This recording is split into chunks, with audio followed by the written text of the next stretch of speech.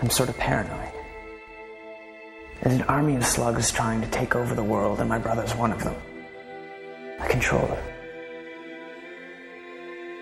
You ever hear this saying that human beings are reluctant to change? I guess they've never met any of my friends before. If you want to save the world, you have to change. When it comes to the Yeerks, all we know is that they're trying to destroy us. Everyone we know and our planet. But we're a threat to them. 5 teenagers. I know my friends and I can save Tom. I'm gonna use Elthanger's gift. The power to morph. I realize what's at stake here. It's the total ruin of our planet by the Yeerks. And it's scary. Every time I do something, I get a little stronger and I get smarter. I'm scared too. But fear doesn't stop me. Because I'm more afraid of what will happen if I don't do anything. And when I morphed into the tiger, I wasn't afraid for a second. No Yeerk was gonna stand in my way. Feeling like the tiger has changed me, made me confident and stronger. I'm not as afraid anymore.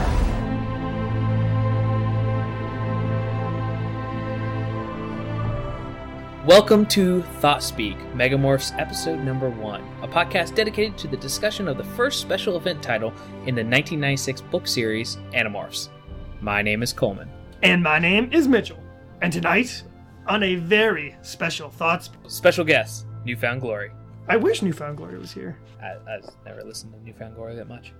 Oh, well, now this is an odd start to this. That's what I was hoping. But okay, so for anyone, if this is your first time listening to our podcast, I'm so sorry. Because this episode's going to be off the hook, off the walls. This is like an after dark episode of our podcast, in the sense that we're throwing the format out the window, although it'll be pretty close because we don't have that great of a format. But yeah, so we are reviewing not a normal book in the series. I mean, it kind of is, but it's a very strange book and very strange thing for any kind of book series. It's a kind of an off-kilter, to the side. I don't even know what to call it. They call it a companion series. Yeah, a companion series called Megamorphs to the normal series Animorphs, and we're reviewing book 1 tonight, and it's big. And everybody's in it. And obviously there's a reason why we're doing this, because the book itself is set between books 7 and 8. I don't know why they didn't just include it in the canon, but I guess that's what a Megamorphs thing is for. I mean, it is. It's in the canon. They reference it in the next book. So. Yes, exactly. And, it's really just an excuse for the authors to do a book that jumps around between every character. Yeah, which is great. I'm all for it. It's just weird. So, can you think of any other book series that does anything remotely like this? I don't. You could say the Enders series has a couple betweener books. Yeah, but they were written after the regular series for the most part. I don't know, man. You were asking for examples. I gave you one. Yeah, I mean, that's a weird series in general. But I mean, I've never seen a book. This would be like, I guess the closest thing I can kind of think about is the Harry Potter series, with they released 2, library books from the library at Hogwarts. I don't think that doesn't count. That's not like a story. Yeah. I mean, this is straight up a story involving all the exact same characters, and it's even included in the canon of the series. It's just a special book. That's weird. I think maybe it was a sense of, kind of like what mega franchise movies are doing nowadays with spin-offs and stuff. I think they were at the height of their popularity. They were pushing book 7. Sales were through the roof. Scholastic book fairs were selling out left and right. Kids killing each other to get a hold of these. And they were like, okay, well, let's do something bigger. And are they more expensive? I doubt it. Mine still says $4.99. I think that's how much they all are. I'm not sure. Really? Mine says $3.99 US. What? Mine's $4.99 US. Animorphs, Megamorphs number 1, the Andalite's gift, $3.99. Interesting. I bet mine's like a first edition, and yours is like later when they could make more money off them. That's a possibility. I don't know. Somebody probably knows. Does yours still have the decal inside? If by decal you mean screen print for a t-shirt? It says free Animorphs decal inside or on the very back. On the back it says that? It's a decal, yeah. Yeah, mine says that too. And I'm looking at it right now. It's one of the t-shirt screen prints. I could go make an Animorphs t-shirt right now. So could I. Well, bully for us, aren't we the cool kids? No, because we'd be doing it the shitty old-fashioned 90s way with iron-on t-shirts when, you could just hop online and make it custom through some website. I'm going to scan mine into my computer and then jump on Zazzle and make a screen print out of the screen print. So, okay, well, we're not going to have much more banter than that. I think we're going to jump straight into the episode. So, I don't know if we're going to have a normal segue here or what. Maybe we'll do something cool and different. Who knows? You're listening to it right now, so you're about to find out. Hey! What's going on? The hell you doing? Hey, easy. What the hell happened to you, Otis? Poison ivy out back, maybe? We're itchy. No, they're not my parents. They're trying to trick you. Hey. The worms are in their brains. All right, look, y'all stay right there on the spot. I'm gonna call the paramedics to come help you, and Kylie's gonna come with me. Hey there, killer!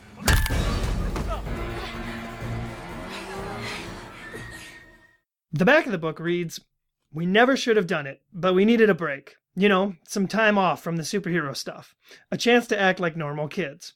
Well, as normal as 4 kids who can morph, a hawk, and an alien can be. Everything should have been cool. Now Rachel is missing, and there's this thing that's after us. But it's not up to me to tell the whole story. Tobias, Cassie, Marco, and Axe were there too. Even Rachel has some info to add. So go ahead and check this out. And remember not to tell anyone what we're about to tell you. It could mean the difference between life and death." Mega spooky. Wait, so according to that, this is the first book where they're all together during the event of the book? Because I'm pretty sure in every single other book, they've all been together. No. It says, but it's not up to me to tell the whole story. Why? What's so special about this one, Jake?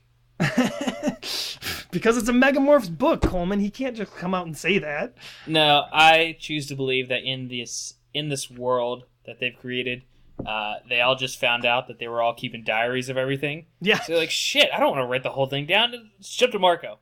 That could very well be it. I want that book, where they're exchanging diary notes. Aw, Cassie and Jake really do like each other. As referenced on page 47 of Cassie's war journal. Right. So as we're mentioning here, this is an everyone book, and that is how it's going to differ. So how this is going to work is each chapter takes place from the POV of a different character. And a lot of the scenes kind of roll together into one. So I think what we're going to do is kind of just describe each scene sort of broadly. That'll probably be the easiest way to do it. Yeah, I mean, we'll get into details of things that are interesting, and just it's going to be pretty similar to how we do our normal stuff. But I think this is going to end up being one episode. Oh yeah, I would hope so. Let's see. We start out this book just like so many books before it with with a mega recap. And this is Jake setting the scene here, and everyone's gonna add a little bit of recap at least for the first couple of chapters. But of course, starts out like so many other stories in Cassie's barn, and we just get this nice little opening dialogue between the crew where Rachel's kind of bummed out about having to leave town to go on this gymnastics camp thing for 2 days. I guess it's a weekend gymnastics camp. And I guess, everyone's just trying to calm her down and encourage her that she should be able to go and do this and not have to worry about, saving the world. And real quick, I'm just going to put this out there. I don't know if it's actually true, but I'm going to make a guess that this is the last reference in the entire series to Melissa Chapman. It very well could be. I was thinking that myself too. Yeah, Rachel does drop the little nugget of, Melissa's not going or going. Was Melissa going? I don't know. These are the mysteries that will be resolved on Megamorphs, episode number 1. Well, I could probably look it up, but I don't want to look through the pages. These are the mysteries that won't be resolved on Megamorphs, episode 1. Yeah, so either way, last instance of Melissa. We'll see. Look out for her throughout the rest of the series. I can only hope that she dies on the way to camp. I hope she's a key character later on. Really. You keep saying that about everybody. I think she could have her own book. There's controllers who have already died that you think are going to come back later in 47 or something. Hopefully. Let's see. Jake is pretty adamant about, the team has been really working together and banishing evil aliens, and he just wants everyone to have a nice, calm, collected spring break, or summer break, I guess. And this is when Marco drops a little piece of information about a pool party that he wasn't invited to, even though everyone else was. And I think this is, Jake even says here that, they've had their first real success with the whole destroying of the Kandrona device. And that's the reason for taking any kind of break. I mean, they take this pretty seriously, but they've hit them hard, and I don't know if Jake's hiding the fact that maybe they actually just need to stay low in general because they're probably under more scrutiny than they've ever been before. It could be. I think maybe they also just want to sit back a little bit and see if there's any, results from their Kandrona smashing. Or you know what? Maybe Darlene's pool parties are just really sweet. I don't know. Either way, Marco's not invited because I guess he's kind of been a little bit of a dick in the past. Past, present, future. Well, yeah, as evidenced by what he goes and does. But we have Cassie and Jake disappear outside for a little bit to do some hay baling. Whoa! As they call it in the country.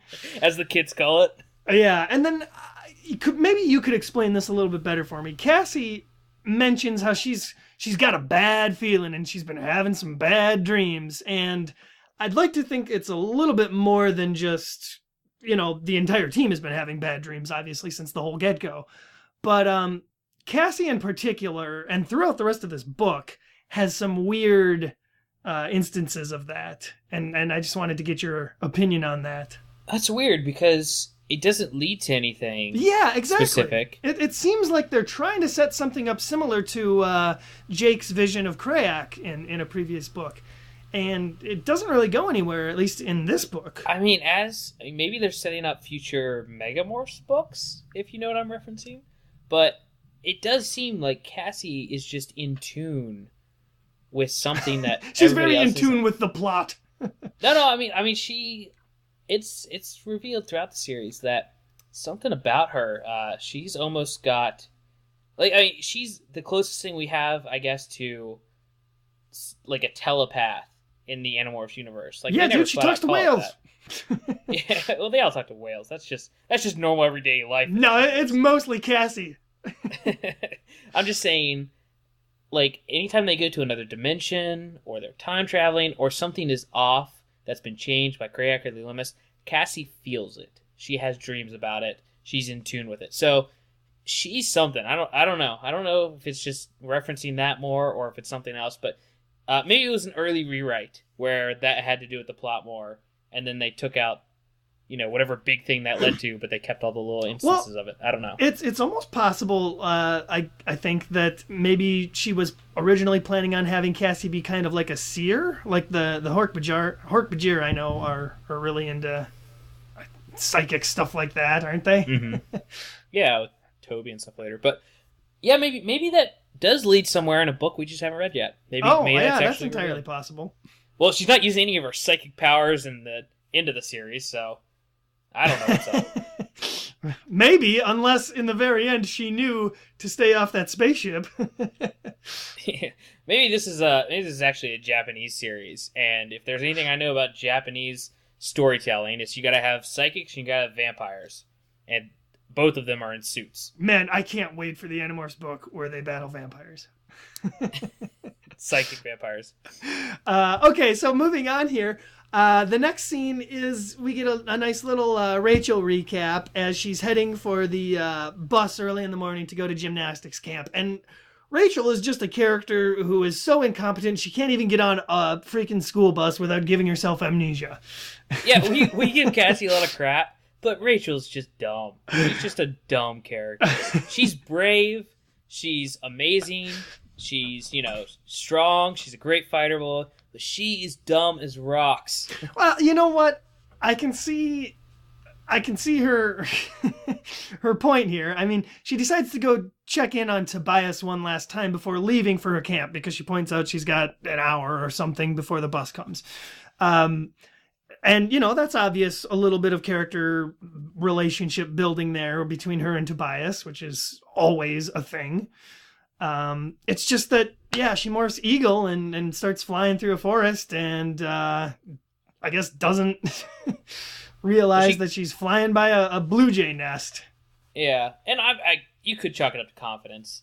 I mean, they've just had a big victory. She's already overconfident as part of a character trait of hers already. So why worry about, birds or nature doing anything to her? She's fought Yeerks. Well, yeah, she's pretty badass, and she probably is not... Tobias is constantly pointing out throughout the series, when others join him in bird morph, he's constantly pointing out all the other predator birds that are in the area, and he knows to steer clear of them. But, yeah, Rachel, that's probably the last thing on her mind when she's going to visit her bird boyfriend. It is... And gets mobbed by a mob of blue jays. It is nice to have that follow-up to the last few books in particular that have warned about how dangerous Earth is and nature, and when you're in these morphs, you have new enemies, and you're a part of a new food chain that you don't realize as a human. So that is good that they follow up that with this book. Right. Well, regardless, we get Rachel slamming into a tree and falling unconscious to the ground. Going unconscious is never a good thing in morph. There's just that's the way to stain in whatever you are. So Marco takes over gloriously. I mean, this is whenever Marco is written in the books, it's like Robert Downey Jr. in the Iron Man movies. Everything just gets better. Like, even the writing here, it's hilarious and clever. I want to read a little excerpt here. Marco is describing the other Animorphs, and he's talking about the party he mentioned earlier and how he wasn't invited to it and stuff. But he does like a little description of his place within the Animorphs, and this is what he says. He says, "I'm the smart and cute one. No, seriously, Jake is the bossy one, Cassie's the nice one, Rachel is the stupidly brave one, and Tobias is a bird." That's his description. Doesn't even mention... Tobias is a bird. Tobias is a bird. Doesn't even mention Axe. Oh, that's a good point. Yeah, he didn't mention Axe at this point. And actually, I think that's because Axe hasn't officially been declared added to the team just yet. They're doing that very specifically, too. Like, I always thought it was just he's new, whatever. But they are specifically saying, we're the Animorphs, and then Axe is here. And yeah, as you're saying, I mean, this is a great scene, awesome dialogue. Whenever you get Marco and Axe together, it's hilarious. Throw in Tobias as well, because Tobias kind of plays the straight man a lot of times. Yeah, except he's getting a lot more humor. I think the writers are getting comfortable with his character more. Yeah, Tobias. He's probably gone through the most character development so far, and I think he started with some of the least character development in book one. Yeah, his kid who got bullied. Yeah, basically. Now he lives a complex life as a bird in a world being invaded by aliens. I mean, can't get any more complex than that. Right. Well, we've got Marco trying to convince Axe to assist him on this noble mission to Darlene's pool party that he wasn't invited to. And I love Axe's reaction. He says, "I sense that maybe this is a dishonorable idea." Yeah. And this is when we get Tobias showing up to play the straight man and try to dissuade Axe from joining Marco on his wacky shenanigans. And another key plot development here is that Marco has been bribing Axe with flea powder. Yeah, because as it is, hanging out in the Cassie's forest for so long, Axe has developed fleas. Yeah, and he what does he describe it as? Like ancient human, magic or medicine or something like that. Oh yeah, a very rare. He says a very rare medicine is the flea powder, and already this book is hilarious. Like really funny. It's definitely starting out strong. We get Tobias, despite being against Marco's plan and Axe's involvement, Tobias brings him a mouse to morph because this is what Marco's requested of him for the plan. Well, yeah, because he thinks Marco's an idiot, so he's like, not only is he helping them, but he's like keeping watch without telling them. And he's definitely like watching over him, very concerned. But for some reason, he's going along with it. Yeah, he knows that he doesn't have a lot of power as a hawk to stop Marco and anything. Him and Marco aren't the best of friends. It's not like he can persuade him all buddy like or whatever. No, yeah. Yeah, and Axe is just, he's backed up against the wall because, damn, dude, fleas. Honestly, Marco's probably a little bit closer to the guys who would be bullying Tobias. Oh, yeah. Really, in a real high school situation. Well, no, I will give Marco credit in this. He just wouldn't pay any attention to Tobias. He would be the guy who completely ignores him. Like, he doesn't even see him walking down the hallway. I don't think he's the type of guy who would be pushing him around the bathroom. No. I just mean, but Tobias, funny guys like that like to make jokes at others' expense. Yeah, but Tobias, he would when he's with his friends, away from Tobias. But he would not even see Tobias as part of his existence. That's who Marco is. Oh, and Tobias, despite how usually intelligent he is, he gives Marco and Axe his little predator spiel warning, and mentions that he saw an eagle get attacked by blue jays this morning.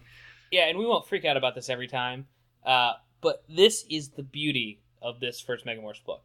I came into reading this book being like, oh man, I can't wait to get to the other Megamorphs books, because this one is just, it's just giant storm of stupid aliens chasing them around the whole book. This book is clever. It is incredibly, incredibly clever. And these mentions that are intertwining everybody's stories into each other, like this with Marco, like you said, talking about the eagle who hit a tree. This happens constantly with every chapter change. And it's well done. It's not in your face. It's just good writing. Good writing. Yep. Somebody had a good outline. Yeah, exactly. And my note on this scene is Marco and Axe have great banter. Yeah, very true. It's weird.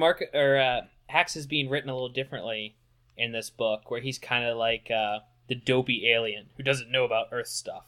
Yeah. Well, wait till the next book. Yeah. Well, he still plays that. He just does it in his little diary notes. Yeah. We move on to, of course, the pool party, the big day.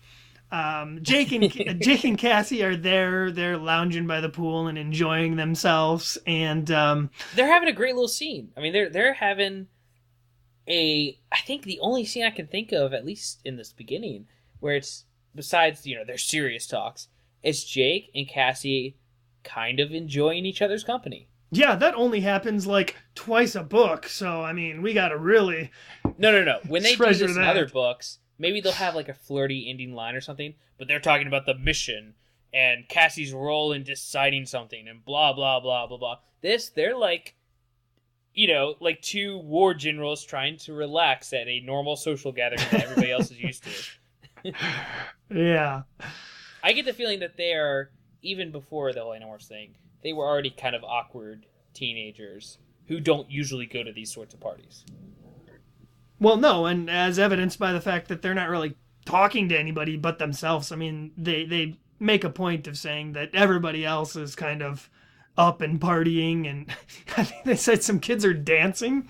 They're like dancing, they're swimming, they're playing horseshoes, I don't know. Everyone's having a good time, except for Darlene, who is screaming and running from some mice chasing her. Guess who that is? Do you really want me to guess? Because I read the book. You better guess. It's X and Marco? Wrong! Oh, whoa! Surprise! Just kidding. Yeah.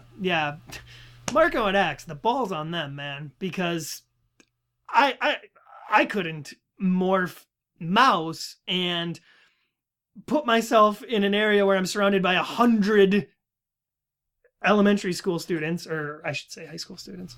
Yeah, you think the smarter / safer thing to do would just be, maybe morph some seagulls and like poop on everybody or something. There you go. That would be a great book.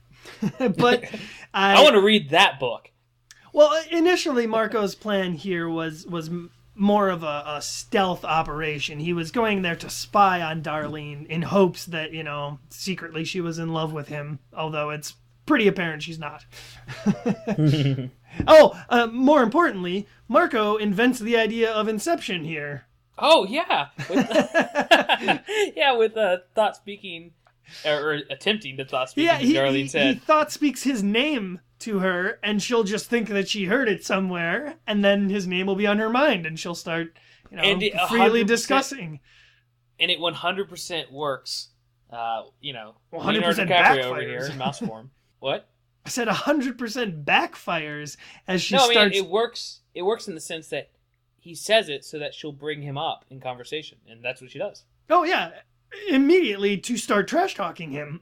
Yeah. Definitely. And this is why we have Marco charging out at her and Axe following along kind of stupidly.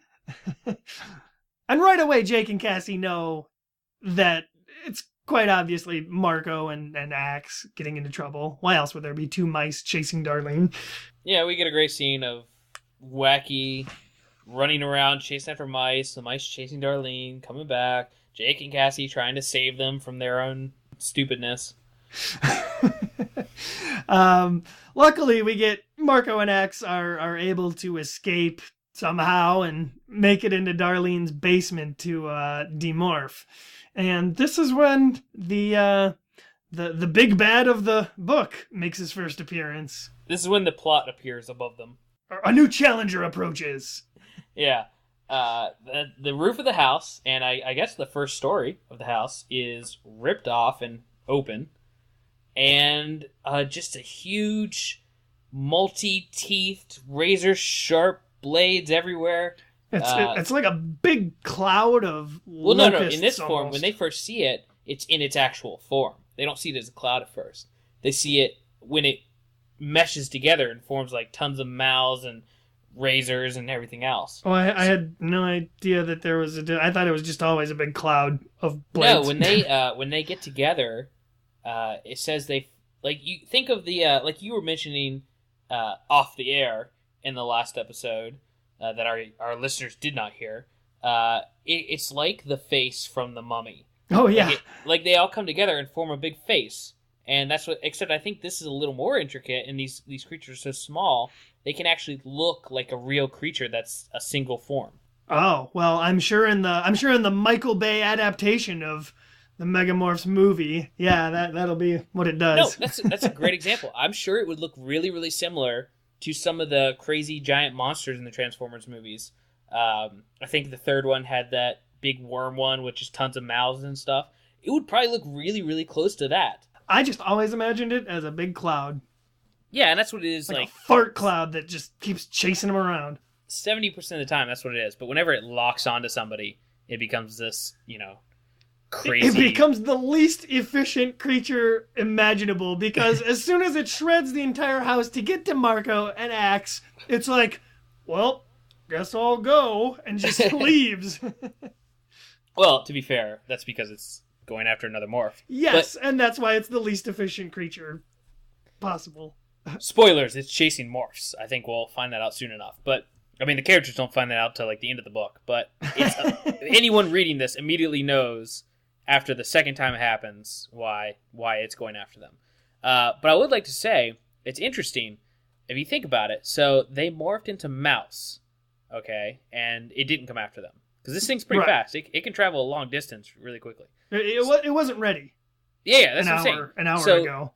Think of this from Visser Three's angle. He's sitting on the blade ship. He releases this thing, and it immediately starts going after something. He must be giddy, like laughing to himself, like, I'm so smart, blah, blah, blah.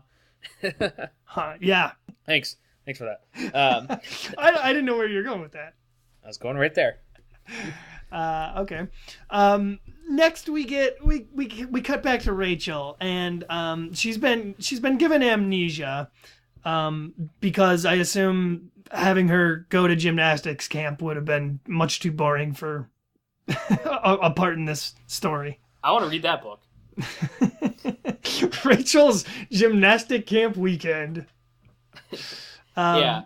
No, she wakes up and she's still kind of half demorphed, because I guess her last thought before she passed out was demorph. And now she's a half demorphed mess of human and eagle. She doesn't even know who she is, and she looks down and she's got feathers. I can't even imagine in this 90s soap opera scenario where she has amnesia. I can't imagine. I don't think I would react like she would react, because her. I don't know. I don't even know how to react in that situation. Well, clearly it was very selective amnesia, because she obviously knew, she's a human and what humans look like and how to become a human, and that's the part that gets me. All amnesia people are like that. They remember basic concepts, shapes, colors, Well, they say that, like that. She kind of closes her eyes, and it's not like she's really demorphing. She just is closing her eyes and more so like hoping that when she opens them, she'll be human. So she's kind of like talking herself down and thinking, this is all just a dream, and I'm human, and that's how she's able to demorph. Yeah, no, I get that. It's very subconscious. This book is deep, man. So deep they gave her amnesia. So obviously she's demorphing, and this is the reason why the creature has left Marco an axe when he has them, and comes after her. Yeah, it shows a little bit of in the intelligence of this creature. It's already easily fooled, but it's I don't know. It's just not a very good. It seems like they could have built a machine or a robot to do something similar, which I think they do later on in the series. They built something similar, some tracking for morphine and stuff. But yeah, it's not smart enough to really pull off its task it's been given. Well, I guess the problem is when they finish the morph, they stop emitting this morph energy that it tracks, and I guess it goes stupid, and it's like, oh, I can't see you now, even though I don't know why it wouldn't just remember where the energy was coming from. As they explain later in the book, its reason for chasing after their morph energy is because it usually feeds on a certain substance or some kind of energy in the gas planet it's from. And if that was its entire instinct and its survival method of, I've got to find this energy, and then it finds it, and the energy doesn't change, it doesn't stop being that energy, so it then eats the energy. So to chase after morphine energy, even though it's been tricked to then go back to the blade ship to get its actual food, if it feels more morphine energy and there's no morphine energy here, why would it stay? That just makes zero sense. I don't know. I guess I'm not really that big into cryptozoology, but no, it's actually technically cryptoxenology. It's a real thing. Yes, the study of fake alien species. We get another little instance, like you mentioned, of just kind of showing the story from different perspectives, and it actually hops back in time and shows, the monster taking off from Tobias's POV, and Tobias has been reduced to little more than a skycam. That's what he is. We cut immediately back to the alien attack, and Rachel is somehow able to run away from it through the forest. Runs right across a busy highway, which is also conveniently located near the forest, and the alien happens to collide with a Ben and Jerry's ice cream truck. And then it just kind of dissolves away and leaves, I guess. And this is when you're first getting the idea that this book is going after bigger events than all the other books. The scene in the house and this scene right here are fairly lengthy for action scenes in an Animorphs book. And both of them are things that in other books would have been like the big ending fight or something in the other books, you know, or some big crazy thing. This is a totally different tone than the other books. And, it's a lot more action, and obviously since the book's longer, we get more of it. So it's action packed. It is literally action packed. Yeah, and besides a kind of silly villain with the V-leek, is it V-leek or V-leek? I say V-leek. V-leek. Besides a kind of silly villain in the V-leek, it leads to some pretty cool scenes of crazy action and crazy running away. Maybe a little generic, but oh, dude, it deserves to be a movie. I mean, it does. It just screams summer blockbuster movie. Especially after knowing these characters and reading them on the small scale and their personal lives and dealing with divorce and all that, to then be thrown into an Avengers-esque, movie plot is pretty awesome. This was being done in '96, people, before any of those type of movies where they build up to big events and stuff ever were done. Exactly. Oh man, I totally forgot to mention when we were talking about it earlier, but I just love how kind of cheesy retro the cover of this is. Oh, super cheesy retro. With the four squares kind of neatly lined up, with the characters half morphed in each one. I think when Kay Applegate came to the marketing department with this idea for a book, they were just like, I guess we'll put all of them on the cover, and then right, yeah. What are we gonna do for the inner cover, Bob? All their hands, but they're morphed. Oh, they're like tiger hands and stuff. Oh yeah, we got this. Even better, dude. Yeah, the insert cover image, it looks like something out of the 70s. The font that they use for the Andalite's gift with the flying back, it looks like the first Star Trek the motion pictures titles. Yeah. It's pretty old school. Or like Superman or something. After the monster magically disappears somehow, we have Rachel kind of sauntering off into the forest again, where she'll spend half the book. And I know I said I wanted that Rachel gymnastics camp book, but I can't help but wonder if maybe her going to gymnastics camp would have been a more interesting plot than her walking around the forest for half the book. It would have been interesting in the sense that maybe she was there and the monster did come after her.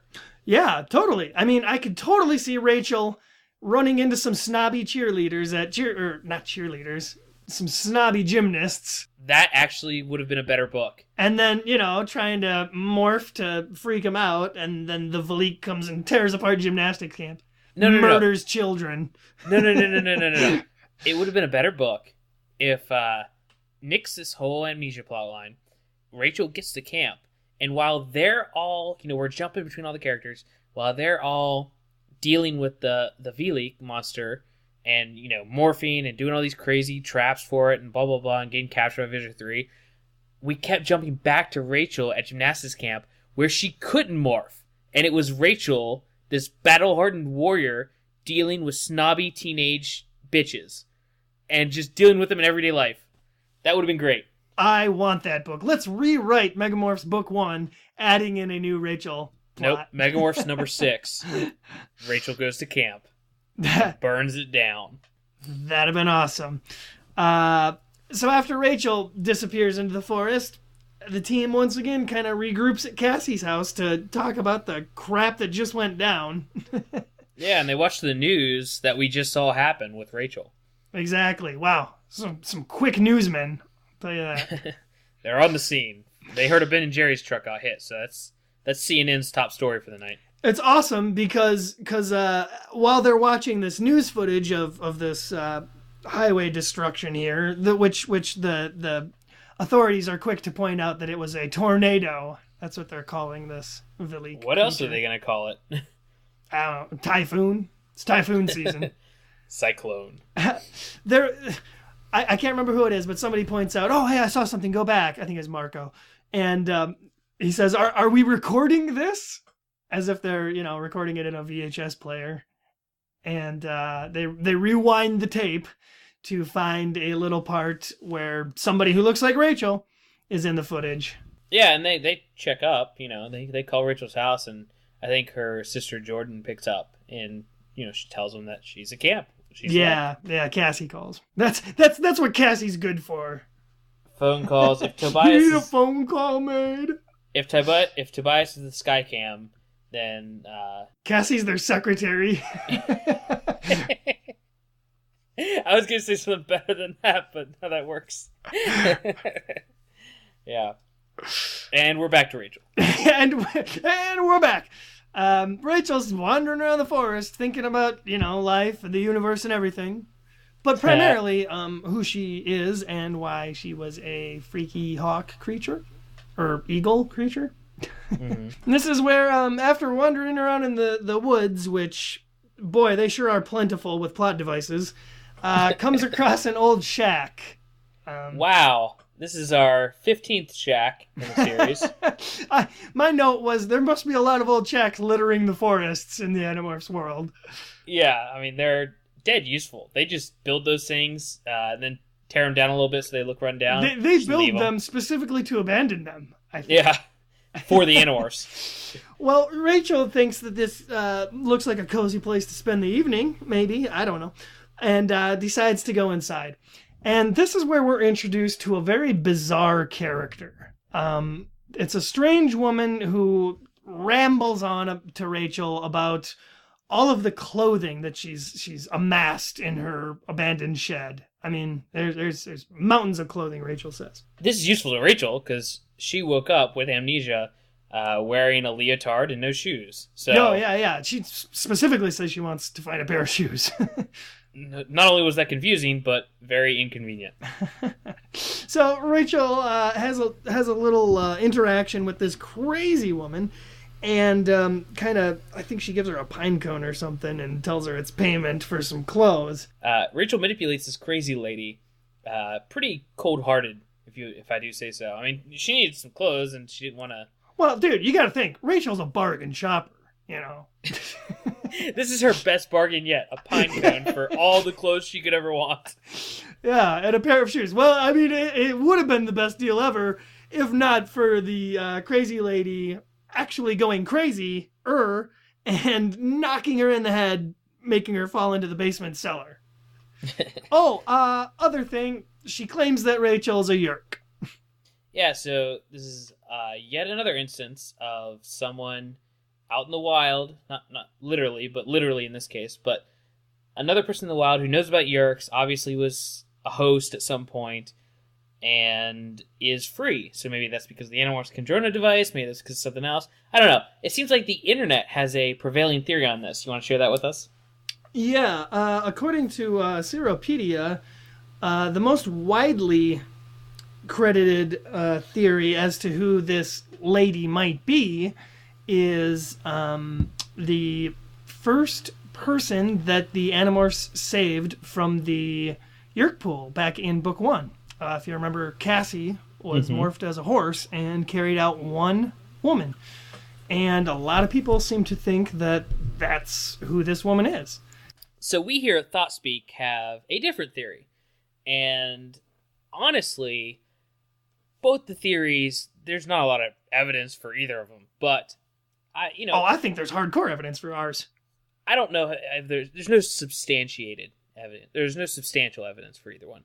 But with all these, them making a point of her having all these clothes and the fact that she got away from the Yerks, she was a host who got away, we think that it makes much more sense if she's actually the one of the workers at the Gap that had the entrance to the Yerk pool inside of it. The entrance that the Animorphs used to gain entry in the previous book.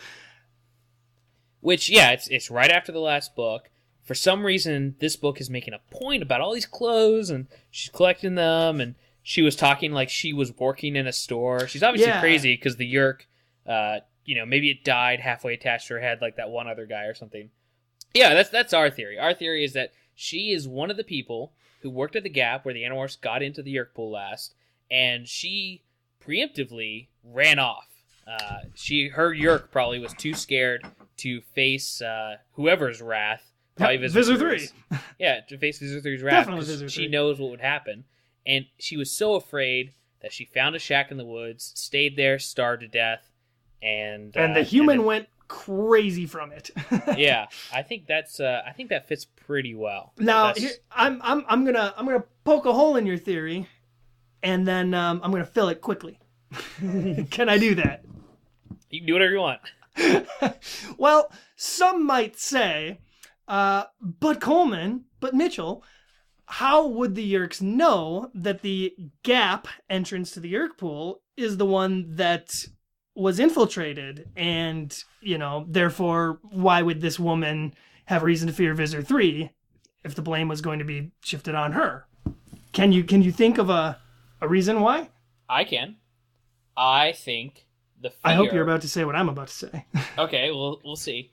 I think the fear is enough that a person who might even think that they were involved in the Andalite bandits getting in is enough to send her running. What if I told you the Animorphs left solid evidence that, beyond a shadow of a doubt, the gap entrance to the Yeerk pool is the one they infiltrated? Are you talking about Jake leaving the clothes behind? Yes, exactly. I don't think that's proof, because A, people leave clothes in places all the time. Dude, the Yeerk pool was busted into again by the Andalite bandits. Yeah, but... a mysterious pile of human clothes, turns up in the same dressing room as the entrance to the Yeerk pool? You're talking, it's crazy that clothes showed up in a clothing store dressing room? Yeah. And not only that, but if what you're saying were true, that's how they narrowed it down to that entrance, then they would know that the Andalite bandits were humans. That's not true. Maybe it could be they could have all morphed some tiny creature and had one Andalite and human morph that, took them into the dressing room. Either way, I think there's enough that they could figure out based on where the Andalite bandits showed up in the Yeerk pool, or maybe there was some CSI type forensic evidence of people walking down that, or maybe that was just the last Yeerk pool entrance activated before stuff went down in the Yeerk pool. Who knows? I do gotta say though, I believe they used this entrance on multiple occasions in future books. Do they? I don't think this is the last time we've seen the gap entrance to the Yeerk pool. I thought every time they went into the Yeerk pool, they used a different entrance. I remember, I think even the back of one of the books says, the team needs to break into the Yeerk pool, and luckily they remember the gap entrance or whatever. Because I thought that was a big plot point, is that, especially when they meet Eric and everything, they have to constantly, that's big evidence, or that's big information they get, is they're constantly searching for new entrances to the Yeerk pool. Well, I hope they don't use the Yeerk pool again, because if the Yeerks closed off the gap entrance, that would mean that would be even more proof that this was a lady who worked at the gap entrance to the Yeerk pool, probably the manager of it, or the senior most Yeerk there. And when it was found out that, that's where the screw up happened, that's where the Andalite bandits got through, she fled and went insane. I definitely think that's a possibility, especially right after. I think that was the last book that happened in. So it's still on, Applegate's mind or whatever. Right, yeah, definitely. And, it could have been that not only was she afraid of Visser Three, perhaps she wasn't on the list of important enough controllers to, get on the ship for the the Kandrona feeding that they need. Yeah, so that's it's expected a lot of Yeerks are about to start dying. That's our crazy fan theory of the day. I like it. So moving on. That's our crazy fan theory. Next we have Marco and Jake taking a bus to go to the area where the tornado attack took place out on the highway. I guess at this point, you know what? They don't know that the creature's chasing morphs right now. So I guess taking the bus there is just a plot device so that they don't get attacked. It's either a plot device or just them generally being freaked out by what's happening. I mean, they don't have to know that morphine is the issue to start playing it safer than usual. That's a good point. Yeah.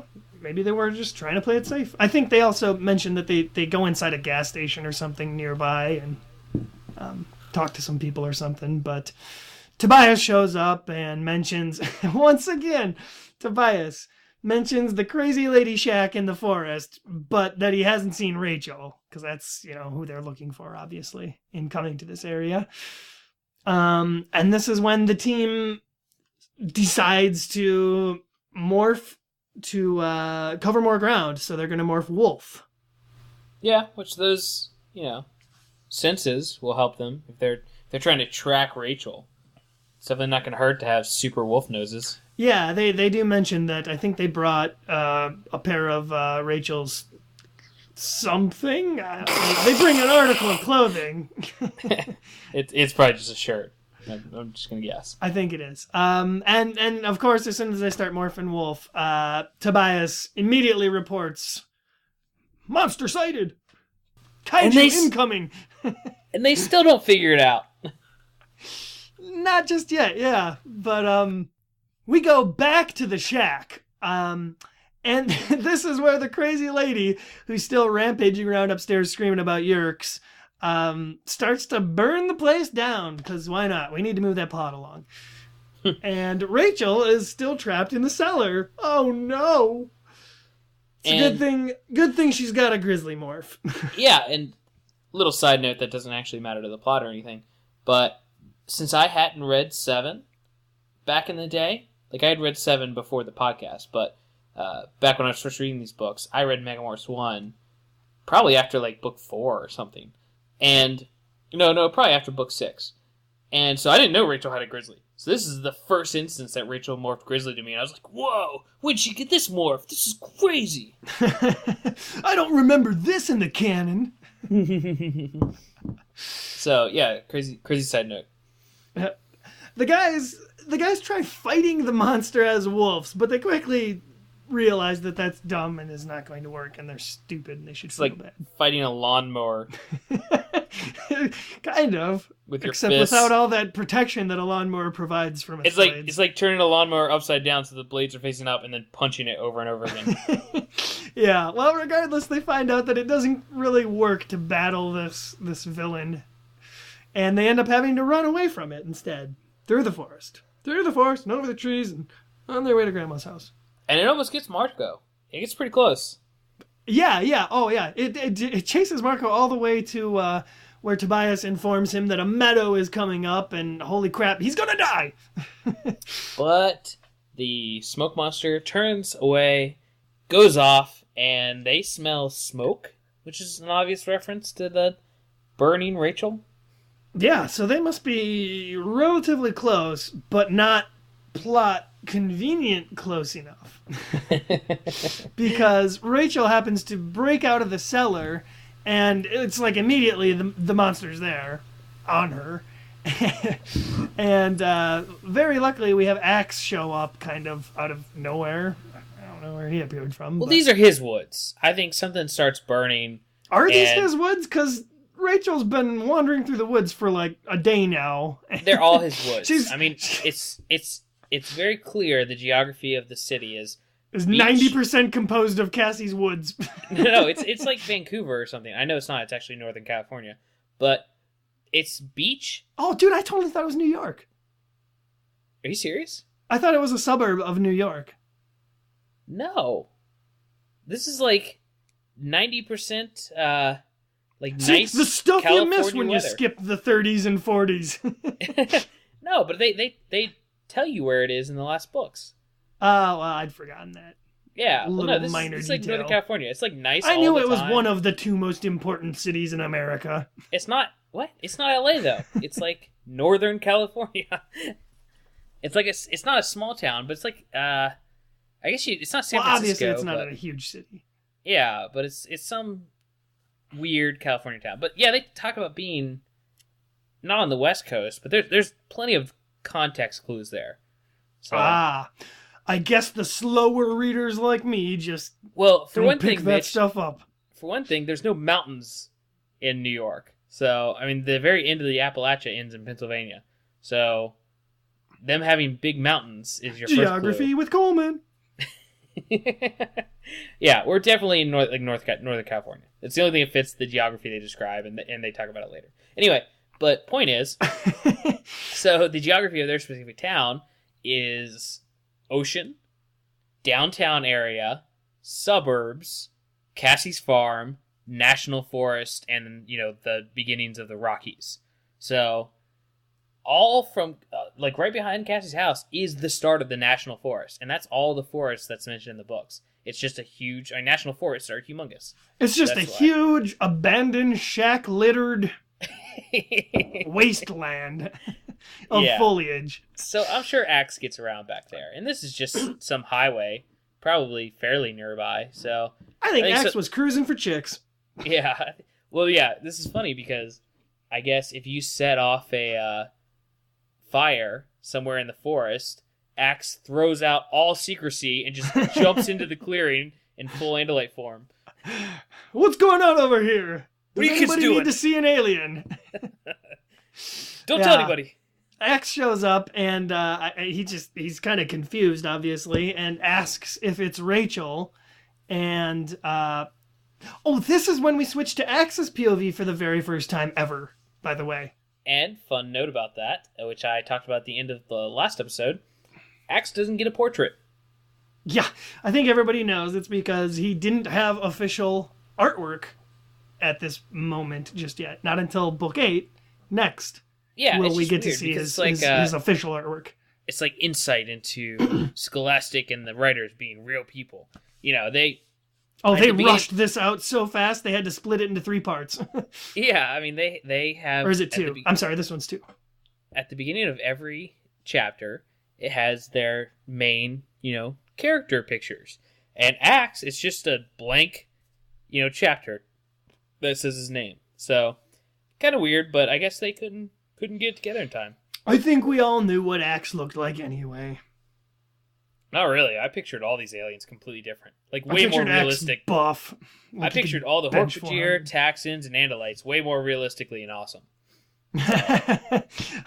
More realistic and awesome than a 90s kids book series? Impossible. When I saw the Hork-Bajir and stuff in the TV show, and even on the front of the Hork-Bajir Chronicles, they were nothing like I pictured. I pictured kind of ape-ish. Yeah, I agree. I did have a cooler picture too. Yeah, I've got awesome vision for what these aliens look like. I'm just so unique and so creative. They don't even know. I'm like a special snowflake. There's no one like me. Axe is on the scene. Rachel's trying to attack the cloud like we've seen so many times before, and in this instance, she actually loses a couple of limbs. She just sticks them in, and like you said, punching a lawnmower, they're just gone. Rachel does this throughout the series. She probably loses more limbs than anyone else combined. Hey, good point. We should have a tally of limbs lost by Rachel. Rachel lost another leg. I think it would be interesting to actually start a tally of how many times they narrowly manage to morph out before they die. Well, that's every book, so you don't even I know, it'll be huge by the end. 54. I couldn't even tell you how many times it's happened thus far, and let's try not to figure it out. Okay, sure. The monster kind of surrounds itself around Rachel, and out of sheer convenience, Axe, of course, starts to morph to try and help her out with something. And do you remember what he morphs here? He starts to morph his Harrier, right? Why would he morph Harrier to help her? I think he was gonna lead it away from her or something. Oh, maybe. I'm not sure, but either way, he's smart enough to not morph something to fight it. Right, yeah. And of course, the monster leaves Rachel alone, even though it has her. It has her. It goes for Axe instead. And once you understand what the monster's doing, though, I mean, it makes sense. Well, Axe immediately figures it out right here. This is kind of the moment where at least one character is bright enough to figure it out. And the monster the Andalites are superior to humans. Well, yeah, I know. The monster instead surrounds itself around Axe, who demorphs, because why not, and gets taken away. Just lifted off the ground and flown into the sky.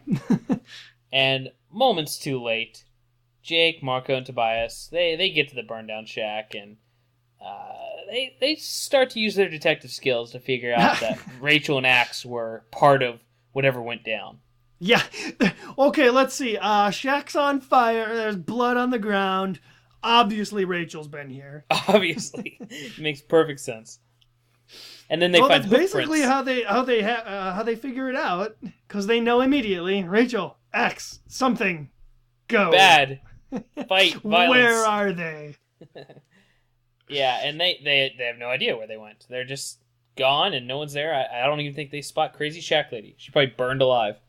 Yeah, dude. You think she's dead? She has to be dead. So. She started the shack on fire. They don't mention they saw a dead body. She probably let herself burn to escape the reality she was living in. The awesome fan reality. Copyrighted by Michelle Coleman. I wrote in my notes now, it's time for some Cassie action. It's weird.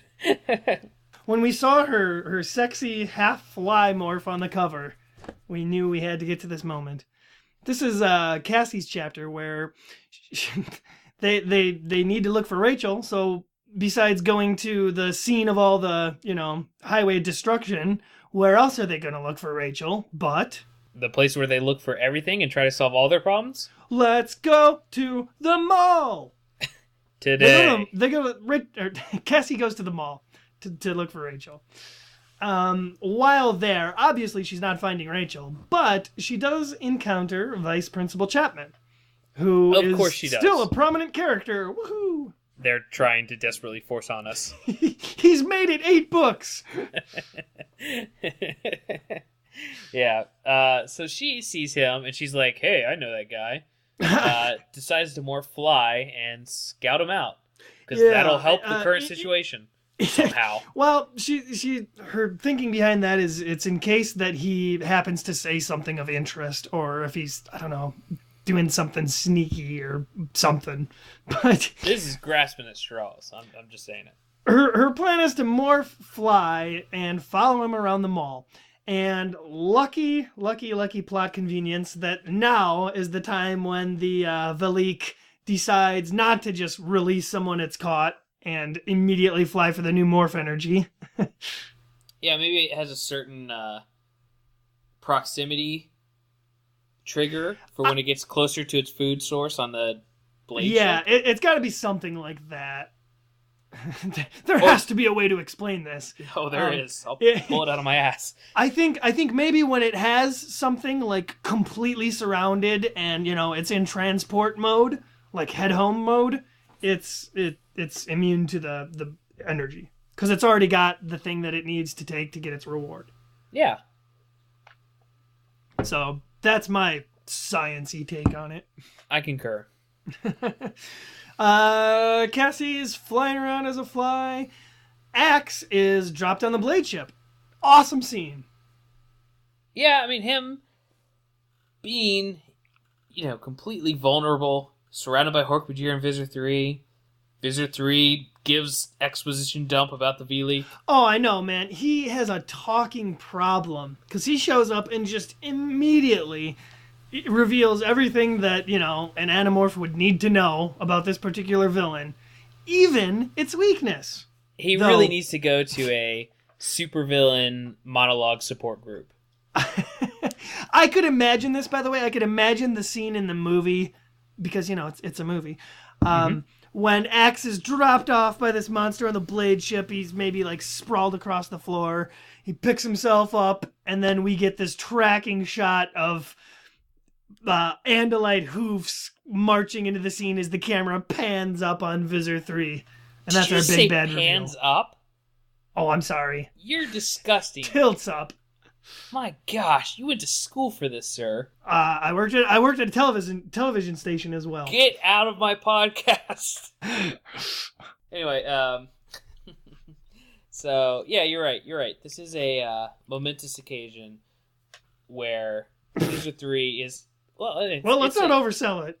Okay. It is a very cinematic occasion where the villain is sitting down one of the protagonists and explaining, before he dies or is captured or whatever, what exactly is going on, and maybe give some clues on how to stop it. As stupid as it is, it does really play to Visser Three's character, is that he's just so full of himself, and he's so damn sure of himself that And he you know what? doesn't care. He doesn't even think. And you know what? Who else does Visser 3 have to talk to? I mean, That's true. I don't think he has many good conversations. At this point, he is Darth Vader. Like, except Darth Vader without, what's his face on the Death Star to talk to? What's his name? Boba Fett. No. R2-D2. In the first Star Wars... Anakin Skywalker. He's the general... Padme. General. Whatever. Count Dooku. Chewbacca. Shut up! Oh, no, Tarkin. Admiral Tarkin. I would have never said that. Well, I mean, that's his, that's like someone who actually, like, pushes back against Vader in the first movie. Anyway, point is, Visser 3 is like Darth Vader, None of his subordinates, who have seen countless others been killed by him for saying the wrong thing, are going to... engage him in a light conversation? Anything. They're not going to talk to him, not going to do anything. So, Visser 3, not only is he obsessed with these Animorphs, these Andalite bandits, but he has no one to gloat to about any success with them. So when they show up, other Andalites, of course he's going to have a dialogue with them and have some social interaction. Oh, yeah. I mean, he's written about it in his cat print diary. It's got little paws on the front cover. Visser 3 goes ahead and just tells Axe everything about the creature. He tells him that he named it a V-leek because... Why? Why is he... I'm looking for it right now. Is there actually a reason? Yes, I named it myself. In the Yeerk language, it means pet. Very, very creative and original, Visser 3. Yeah, it's kind of a dumb name. Suck it, Visser 3. Well, that's why he goes by the Yeerk word, V-leek, which brings up the whole thing. So if they have their own language, why are they speaking English? Why is everyone speaking English in this? Because they adapt. Well, Thoughtspeak translates to whatever your brain can comprehend. So bullshit. That's not a problem. And also, I would say the majority of the hosts we see are humans, and that's why the Hork-Bajir speak a little bit of both, because they're pulling between multiple worlds here. Right. They at least do sense. the language thing pretty creatively, instead of just saying, oh, everyone speaks English, and there's no reason why. Yeah, exactly. And here's something we spoke about in length by ourselves, but we can touch on it here. Visser 3, what are you doing with this box and putting Axe in it? Oh, yes, exactly. 100%. 1,000 times yes, Coleman. Why would Visser 3, knowing that he is hot on the trail of the Animorphs and about to catch them, why would he not have a simple little container with some of his most high-ranking Yeerk officials ready to go for when, he brings in his first Andalite bandit? You don't even need that. There's two other ways to solve this problem. Incredibly easy with no effort on your part. A transparent box, so you can see what's going on inside the box. Boom. Solves 90% of the ways Axe tries to escape. Well, he goes out of his way. The box is transparent. He goes out of his way to darken it. Why? Yeah. Okay, the second way, though. The second way you could have solved this problem. You got a Hork-Bajir to your left, kill that host, take the Yeerk out, put it in Axe. Temporary solution. He doesn't have to stay there. He doesn't have to be promoted to that level or anything.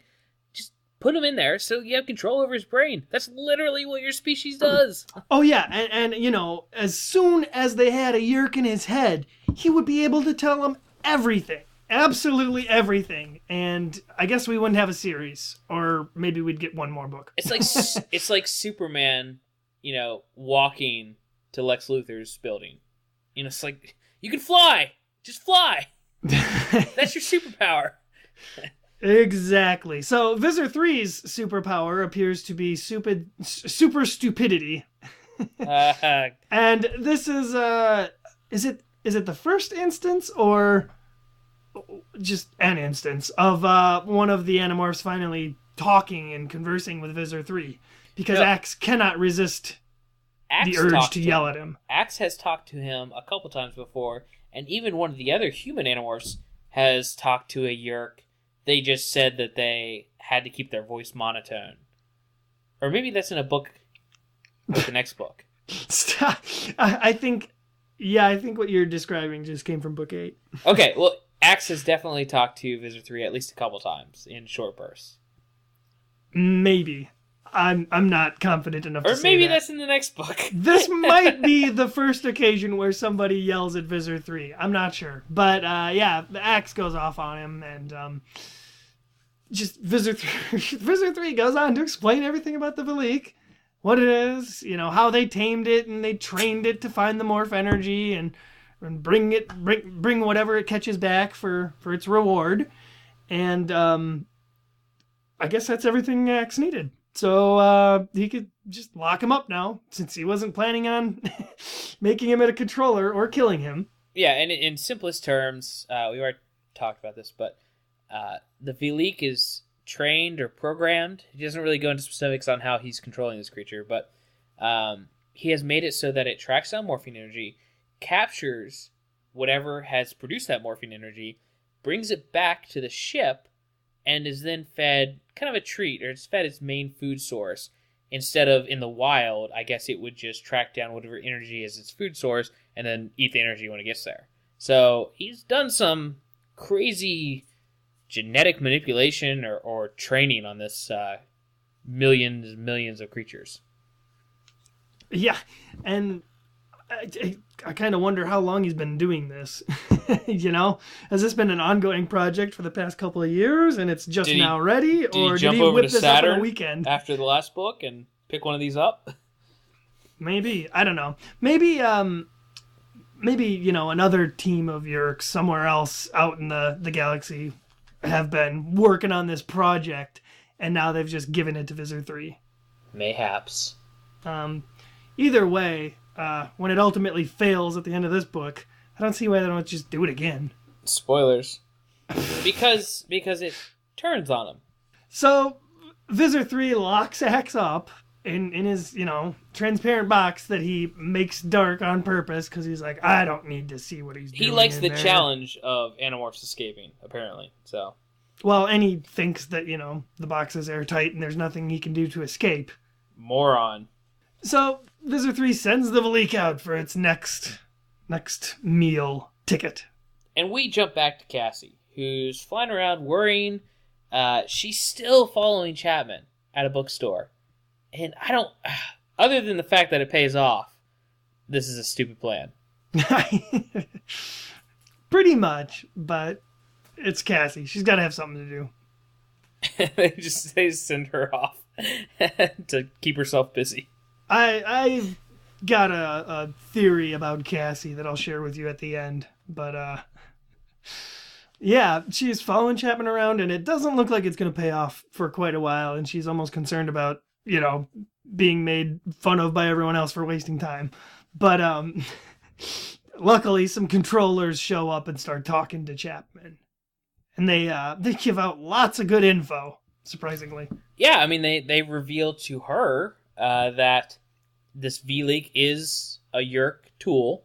This is part of a plot that the Yeerks have come up with. And that they specifically dropped the name Morph Hunter. So that gives Cassie, all the context clues you would think a person would need to figure out what's going on. Coming this fall to Fox, Morph Hunter. Her best TV show ever. Starring Chuck Norris. I bet it'd be amazing a TV show, and then they'd cancel it after a season.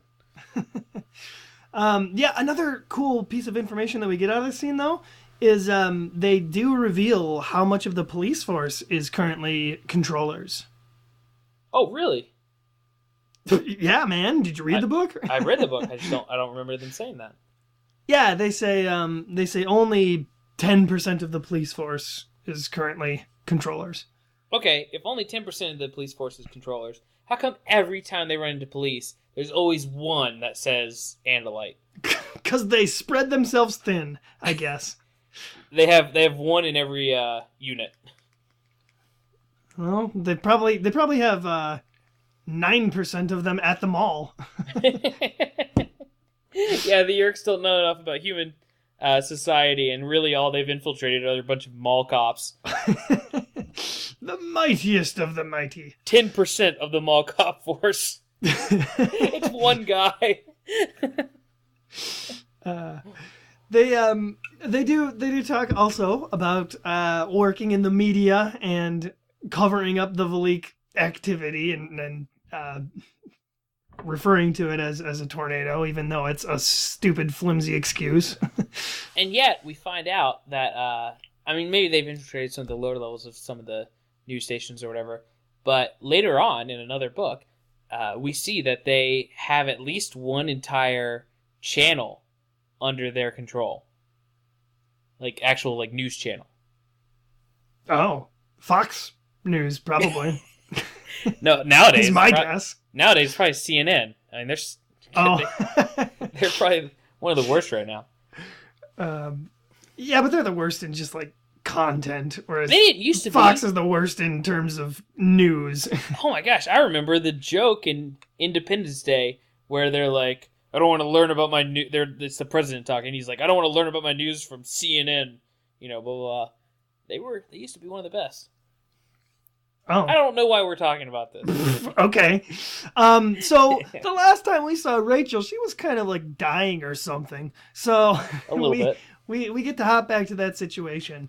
And boy, is it riveting as she continues walking through the forest. It's like Lord of the Rings over here. She's walking.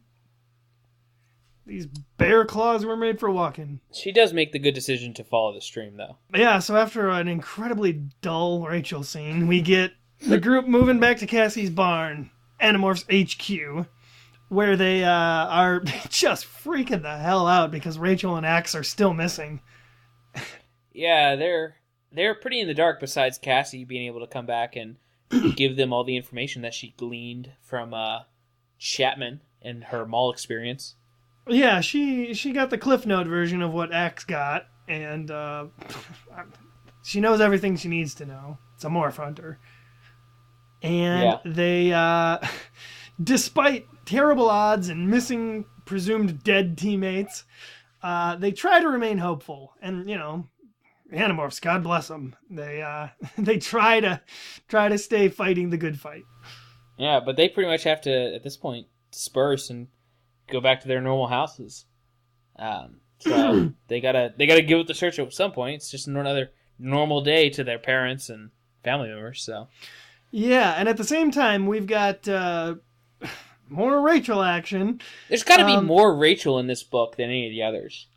Well, yeah, her amnesia side plot here really takes up a good portion of the book. Unfortunately, it's so weird. It's I think it was the most forced idea and probably the least likely was given the most attention. Yeah, I don't know. I can see them being more interested in the small personal stories, and hers is the closest thing we have in this book, whereas the rest of them are dealing with, major plot and action. So, yeah, I don't know. And even for Cassie, for her not having much to do at all, really, the way the story ends kind of comes out of nowhere. Yeah, so this is the part where this whole second act is just kind of, it's a little meandering, but it's moving it forward. Well, yeah, we do get a big event coming up here, but we have Rachel who's stumbled into the suburbs finally, and she's in a little development, I guess. And finds an abandoned house or a house that hasn't been sold, or it's probably up for retail. Yeah. Oh no! Wait a minute. I think honestly, I think they say the sold sign was removed from the driveway, but the painters' equipment was there because the painters were still doing their thing.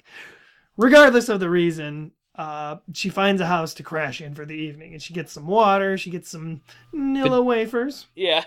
Delicious. And just kind of goes to sleep.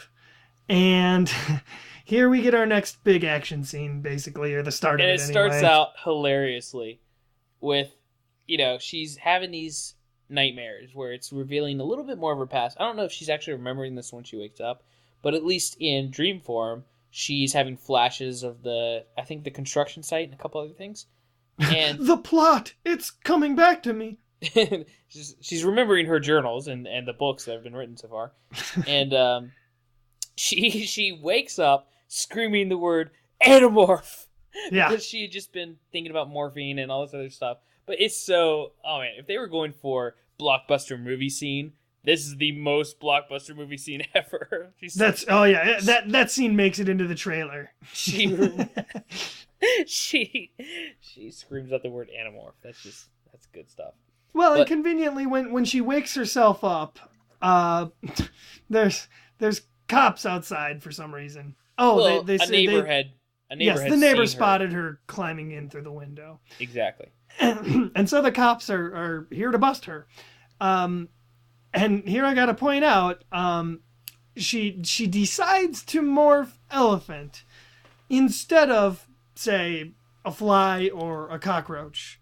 Now, she went bigger instead of smaller. I hear your tone here, and I think it is... Did you read my tone in my notes, too? No, I hear it. Because I read it exactly as I wrote it. Yeah, I know.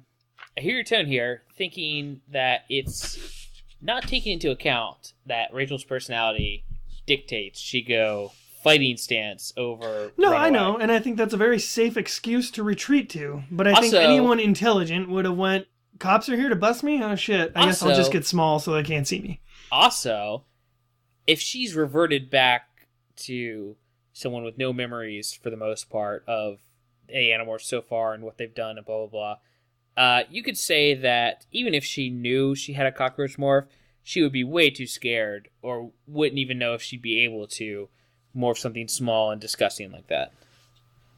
I guess, but I mean, we need our obligatory Rachel Elephant Stompathon that's dictated must happen once per book.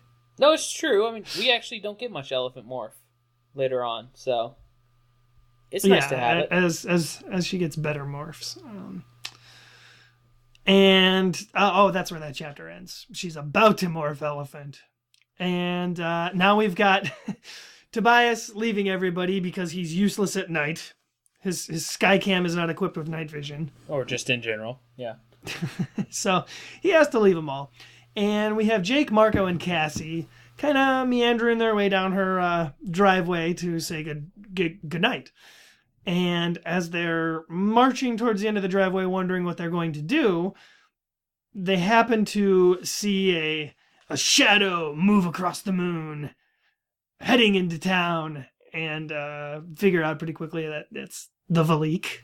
And now that they know, the basis for its what it's drawn to, they know it's going after Rachel or Axe, because that's the only two people, or the two Animorphs that they don't know the whereabouts of. So they have to try to do something. They have to distract it or whatever they can do. They have to somehow chase after it, perhaps in some sort of car? Truck? Yeah. They form a very, very quick plan to try to distract the creature by morphing just all over in different locations to drive it, attract it, and keep it away from each other. And Marco immediately points out, oh man, this is going to be really unpleasant. They're forming their plan here of trying to distract the V-leek with random acts of morphing. And Cassie points out that they cannot start to morph at her house and draw the V-leek there. So Jake and Marco point out what happens to be sitting right nearby in the ditch. Cassie's father's beat up pickup truck. Exactly. I don't know if I should ask you questions and let you fill in anymore, or if I should just say them. No, I can. You just gotta pause extra long so I know what's going on. I feel like in that moment you're like, oh shit, I'm supposed to say something? Oh. Well, yeah, because I'm at this point I'm getting ready to go to the next scene. So, anyway, but now, yes, we're back to Rachel. No, shut up. I'm doing it.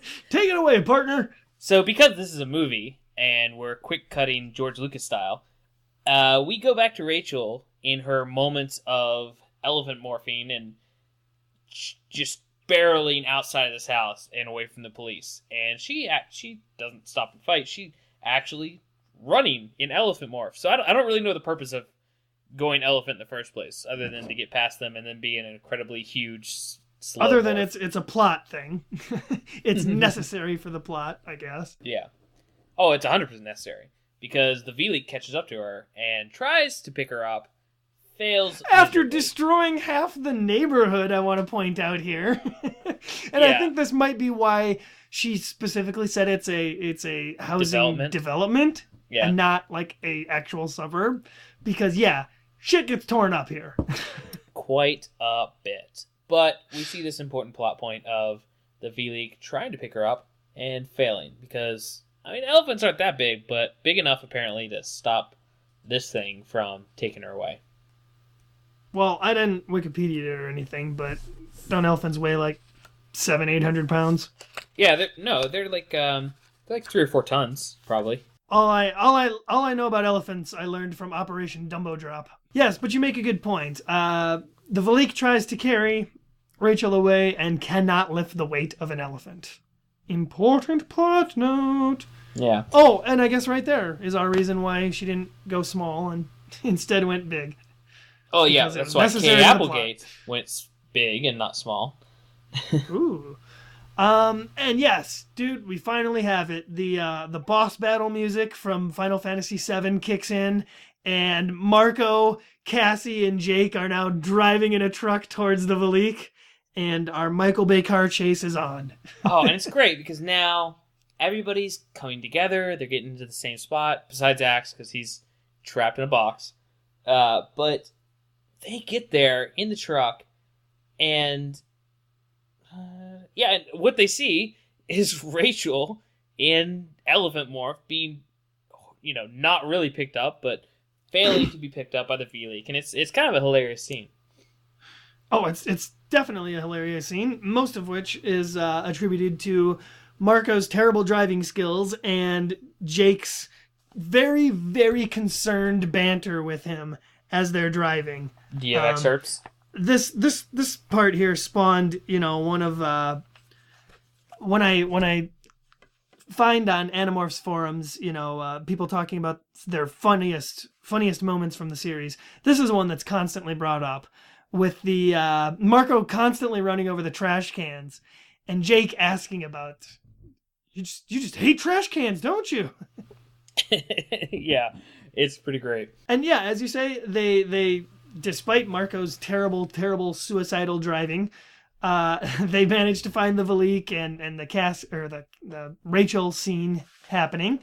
And this is when Jake decides to morph Tiger to distract the V-leek and kick their plan into gear.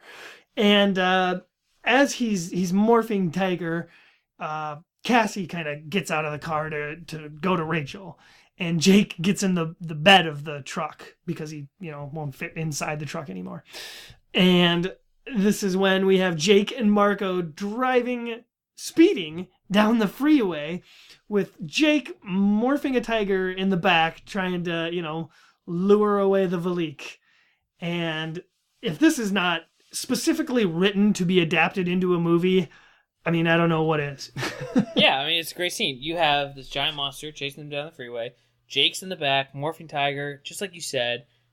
Finally gets to a point where Jake can bail, and he immediately, I don't know if it's his tiger instincts or what, he immediately goes straight up a tree. What are you doing? I know, exactly. Yeah, and they do run off the road and again into another conveniently placed forest. I guess it's probably the same one that Rachel just came out of, actually. Of course it is. I told you the geography already. Yeah, I'm sorry. I wasn't paying attention to Geography with Coleman. Everyone should. In fact, rewind back to that point, everyone listening, and listen to it one more time so you're ready for the rest of the series. There'll be a quiz later at the end. So Jake manages to keep the V-leek busy for a short while, but he does end up stuck up a tree with the V-leek in the middle of the tree, sawing it downwards. So now, obviously, would be a great time for a chapter break. Yeah, of course. Well, it's got him in a precarious situation. So we have to do, jump back to Cassie and Rachel. So, of course, we've got to jump back to the least interesting character. Well, no, I see this as a really great scene for a movie, too, because we've seen all this stuff with Rachel. We know she's lost her memory. And you have Cassie, who knows something's wrong, somewhat, but she goes up to Rachel trying to be like, hey, Rachel, it's me. Blah, blah, blah. And she approaches this elephant, who she doesn't know who she is. Yeah. And Rachel's pretty confrontational right from the get-go. But she convinces... Well, she quickly warms up. Yeah, she convinces Rachel that, hey, I'm your best friend. you're one of us, blah, blah, blah. And she fills her in. She tells her what's going on and discovers that she's, had this amnesia the whole time. And that's why they couldn't find her. Yeah, and even though Rachel is still semi-amnesiac here, Cassie does manage to convince Rachel to trust her momentarily. And we see the team coming back together. Yeah. And, of course, what a great time to once again cut away from the action and show us how Axe is feeling as he's sitting aboard the holding cell in the Blade ship while Visser Three twirls his villain mustache and, I don't know, touches his nipples to the camera feed of the... Do Andalites... V-leek battling Jake here. Do Andalites have nipples? That's a t-shirt. I don't know. Here's the question, and this is more so to be brought up here in a minute, but because we actually see a camera feed here, huge plot hole. Yeah, where are these magical cameras that he's pulling images from? That's believable. They're in space, they've got tons of ships. I 100% believe that they could have a camera feed of what this V-leek's doing and where or whatever. But the plot hole comes from, not only have a bunch of them already morphed human back and forth, and they've been in this truck, and you've seen morphine and blah, blah, blah. In just a minute, they're going to have some bug fighters swirling around them, and they're going to morph to human, then morph to something else. How does everyone not know that they're humans after this book? I think it might hope that you have forgotten that plot point at this point. Although, as soon as Axe, is dropped on the Blade ship, one of the things Visser 3 points out is, some of my men were starting to say, maybe you guys weren't Andalites, but here's my positive reinforcement. His confirmation bias. Yeah. He chooses to immediately believe his trusted advisors were incorrect. Where are we? Oh, yeah. Magic cameras. I don't know about them. I don't know. Yeah, I think it's just something we gotta... So he ends up getting mad because the V-leek leaves Jake to go find somebody else.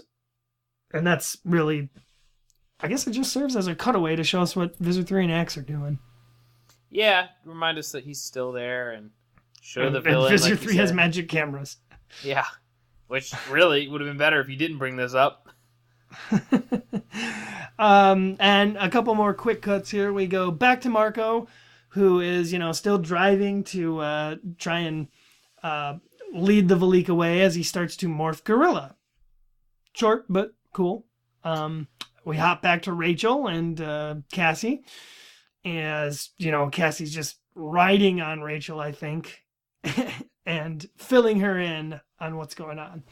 Which is great. We're getting all these back and forth cuts, and it's now as quick as a film. I mean, it's we're in the Blade ship. We're down here with Cassie. We're here. Oh yeah, this is the spectacular halftime, Super Bowl halftime show. Yeah, I mean it's the big, actiony middle scene. Yeah, that's true. And the rising action. And I love the part we have with Marco where he's morphing gorilla, and he morphs that so he can continue to drive. But it's just, I mean, you put that in a movie, a gorilla driving a pickup truck down the road. Oh yeah, amazing. It's gonna be. I would pay to watch an actual movie about that. Just a gorilla who can drive a car. Exactly.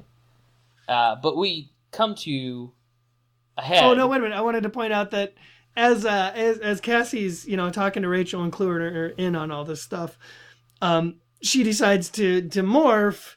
And I think her thought was that the V-leek couldn't carry Rachel away for some reason because of, the size of her morph. Maybe if I do something small, it won't be able to carry me or something. I don't know what her reasoning was. But she decides to morph squirrel. Because if you morphed a squirrel and you were on the ground, I'm sure the V-leeks could still pick you up. Oh, no, I think it was because she wanted to morph a squirrel because she's riding on top of Rachel as an elephant, and the V-leek wouldn't be able to presumably differentiate between them. I don't know. I don't know why. The V-leek's made up of tons of tiny creatures, so why couldn't it just pick her up off the elephant's back? Regardless of whether or not it would work, she decides to morph squirrel, probably for that reason. Like a fool. Now we're back to Marco, who is, he's driving along, doing his gorilla thing, minding his own biz, and bug fighters fly in, firing, laser beams, and how is Dracon all beams. of this not on the evening news at the speed that they were covering the How is this not Ben on and Visser's Jerry's screen?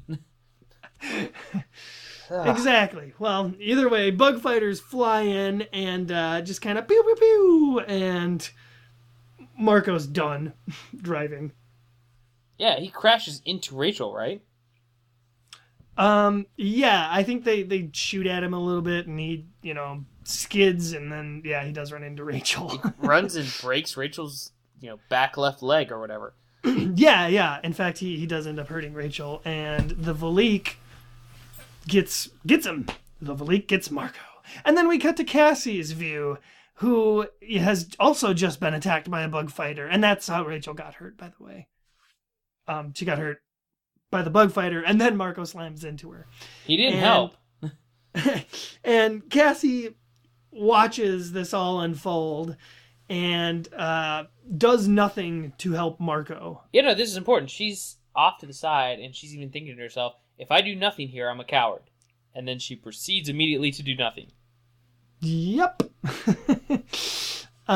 Could she have done anything?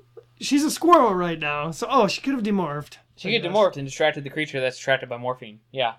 Probably could have done that. That is true. And you know what? At this point, basically, Jake's morphed a tiger riding in the back of Jake? Huh? Where is Jake? He was last seen leaping at the V-leek, and then it left him. So he's presumably just out in the forest somewhere. He's presumably diced and sliced into a million pieces and dead from the series. Well, what I was going to say is that Jake and Marco have both just taken huge, dangerous risks to their life, and it's Cassie's turn. Nothing. Yeah, I mean, Cassie fans out there, I'm sorry. I hate to keep harping on her, but maybe when she's doing brain surgery later, she'll be more of a dependable character. She keeps Cassieing up the situation. Like, we're at threat level 9, and then Cassie shows up, and we immediately go to 12. Yeah, she does nothing to help Marco. Now we're back to Axe, who is once again he's thrown in the cage, awaiting the V-leek's return.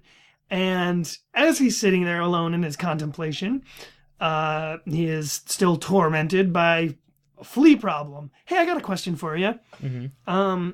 Do you think the fleas that are on you stay on you when you morph and then also morph back? Is it even plausible that he would still have fleas? No reason why they would go anywhere. The form that they're attached to is changing, but why would they change or move? It's still going to be a warm... If he morphed...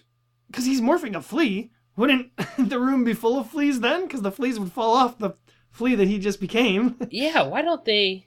They should have used that. In the sense that, Visser and them could detect small creatures, but once he's one of them, they couldn't detect the certain flea that he was. That could have been a good plot point. Well, they have no idea regardless, and everything tends to work out here, but, So he morphs flea, and just basically sits around and waits until, he hears Visser 3 doing some thought speaking to some of the controllers on board. And they discover that Axe is missing and start appropriately freaking out, even though you're just an idiot, Visser 3. Maybe we should have kept this box not transparent. And then, for some reason, his cage opens. They obviously open the cage, and I'm assuming it's, a stupid taxon or something that just jumped the gun and was like, shit. But yeah, he even says, don't open the cage, you fools. So, obviously this was just one of the stupid subordinates doing this. Yeah, that's what's implied.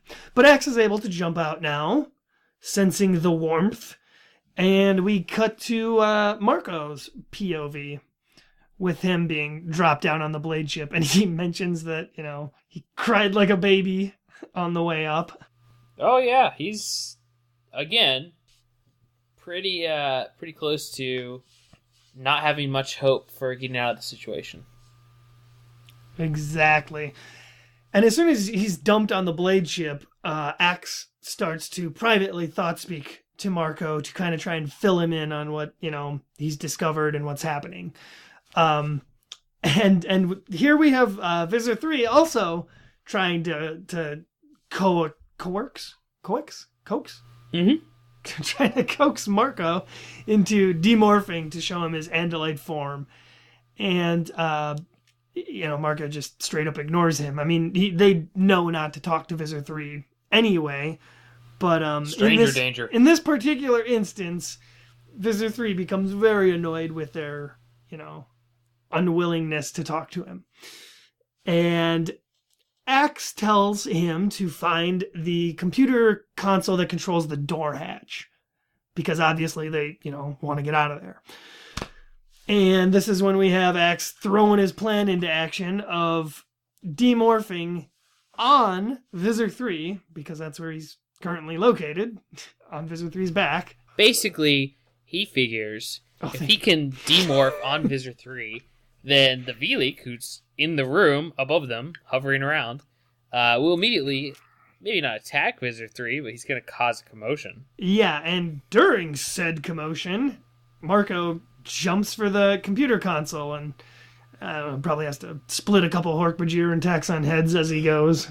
But this causes Axe's brilliant plan to form and go into motion of Axe and Marco falling the thousands and thousands of feet to the ground. Yeah. As the V-leek is attacking Visser Three, we have Axe, jumping off of it and making the little discovery that this creature, which I guess they thought to be one entity, is actually a combination of multiple really small creatures. It's Axe sees it in Fleamorph, right? Yeah. Yeah. Wait, how the hell did he see it in Fleamorphs? Fleas don't even have eyesight very well, do they? They don't see it very well, but they must have had it decent enough to check this out. Or at least it just really worked having him be in Fleamorph and being at a small enough size to notice that about the creature. Yeah. Either way, he jumps through it, and this is another important moment because, once again, Visser Three, idiot, reveals the monster's weakness to them by calling for water. Not directly, yeah, he calls for water, but, there's no way for them to know. Maybe he's thirsty, just like they say in the book. Well, yeah. Why is he thirsty? Yeah. They hear him calling for water. Axe manages to find Marco by having him, stomp his foot around, give him a little noise vibrations to navigate by, and makes it on top of Marco, and they bail out of the blade ship. And Marco was terrified, by the way, because he thought they were, out in outer space, outside in the atmosphere.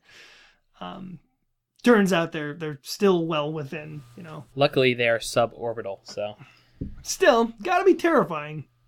Oh yeah, they're high up. But leaving us, to wonder what happens to Marco and Axe falling from great heights. I think this is it for them. Yeah, I think they're dead. I think all the characters die in this book. I'm pretty sure. But Rachel, we're back to her again for the 48th chapter. And we see her starting to basically get her whole memories back as she's sleeping.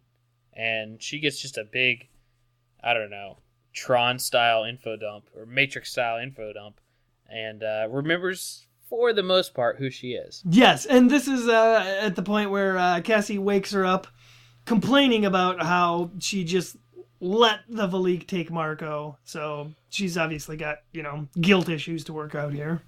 She wants Rachel to clear her conscience, but you know what? That's your sin. You have to live with that, Cassie. Your cowardice. Yeah.